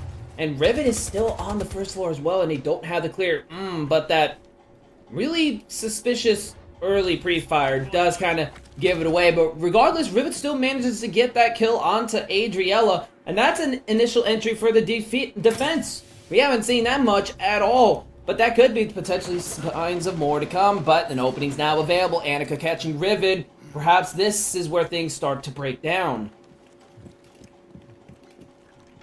Yes, indeed. And if that's the case, it's definitely going to be a path to work with. Got to just wait for the right momentum to take it further. Kitten Queens definitely making it harder. 4v3 scenario, talking about harder. Bloppy and Annika immediately comes in with a counter. Shifted has to get it done. Have to stop Annika on the move. Otherwise, it's going to be quite difficult. Quick peeks. That's where we've spoken about it, and the like getting it done. Last blow over Shift Touch. It's a round victory almost into the name of Kitten. Oh my goodness. Not going to happen. Goes with the diffuser. Yes, indeed. Shift Touch has to move. And got to see it. Last time when they attempted it, it was kind of not in the favor. And the round went into the name of Kitten. Now that the last one standing, low on health, about to go for the peak. No utilities to work with. Already utilized the C4, so has to go for the approach. 20 seconds on the clock. Tick tock, make that move.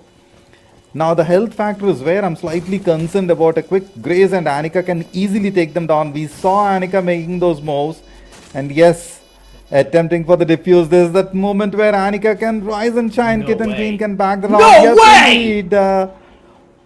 Did they get the diffuse on time?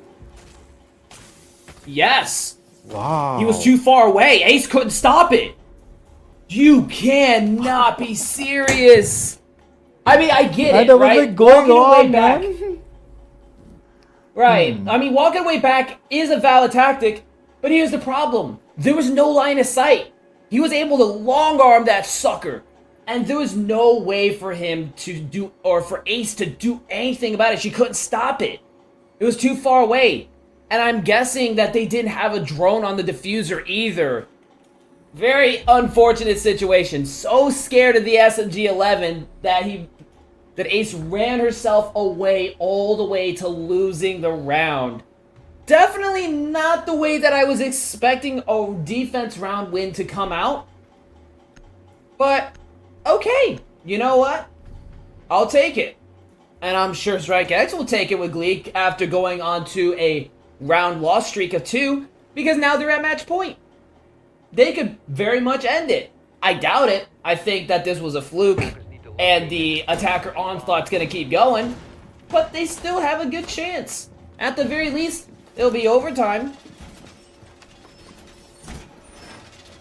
Yes, indeed, overtime possibility, definitely. And it can be a... If it goes for overtime, Kitten Queens will definitely have a higher possible chance of winning this map when compared to Strike X. So Strike X has to make some aggressive moves over here in order to get it done as quick as possible. And the crucial ones to be taken out, it has to be Annika to go down first if the round needs to be victorious. I mean, I'm not being biased at all. I'm just giving you the possibilities. And on the other front, if Yulai and Bloppy have been taken off the mark, then Kitten Queens has the higher possibility. Oh yeah, for sure they have a really good chance to try to bring this over. Either way, I mean, it's just been so insane how these rounds have played out. I do like that Shift Day is pulling out the Tachanka. That was the first thing that I thought about, you know, when I saw the Goyo ban last time on the first half, but never got to really see it. Now, Goyo's on the board, and yet we're still seeing it anyway. Strike X must be very feeling confident to keep the numbers up, or alternatively, looking to get really aggressive to deny that admin repel in, which the Tachanka is very much valid as an operator to do such a job, but it doesn't look like that's really the direction they're heading. And Rivet is once again, initial entry, getting Adriella out, and that's a big hitter, 8 and 7, leaving only Turler 8 and 7 and Annika 11 to 6 to try to pick up the slack, kill potential wise. Kill potential wise, indeed it is. Now let's see if that's the kind of possibility to work with only 4 on the board. And Eli lowly, what's wrong with me? Eli low on health. I'm so sorry for that. Eli low on health. So it's a round victory almost in the name of Strike X, but you know what? Things can turn and change. And this weapon in the name of, in the hands of Shift Touch, it's made some big ones. Oh my goodness, look!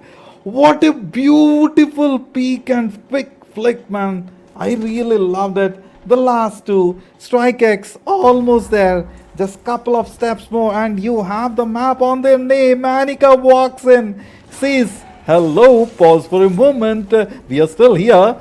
So can you get 2 more? I really want to see Kitten Queens to get couple more frags and show that, you know, it's real possibility for them to work with. If that's the case, then there can be a big time scenario. But a quick peek and a denial, of course, on the board.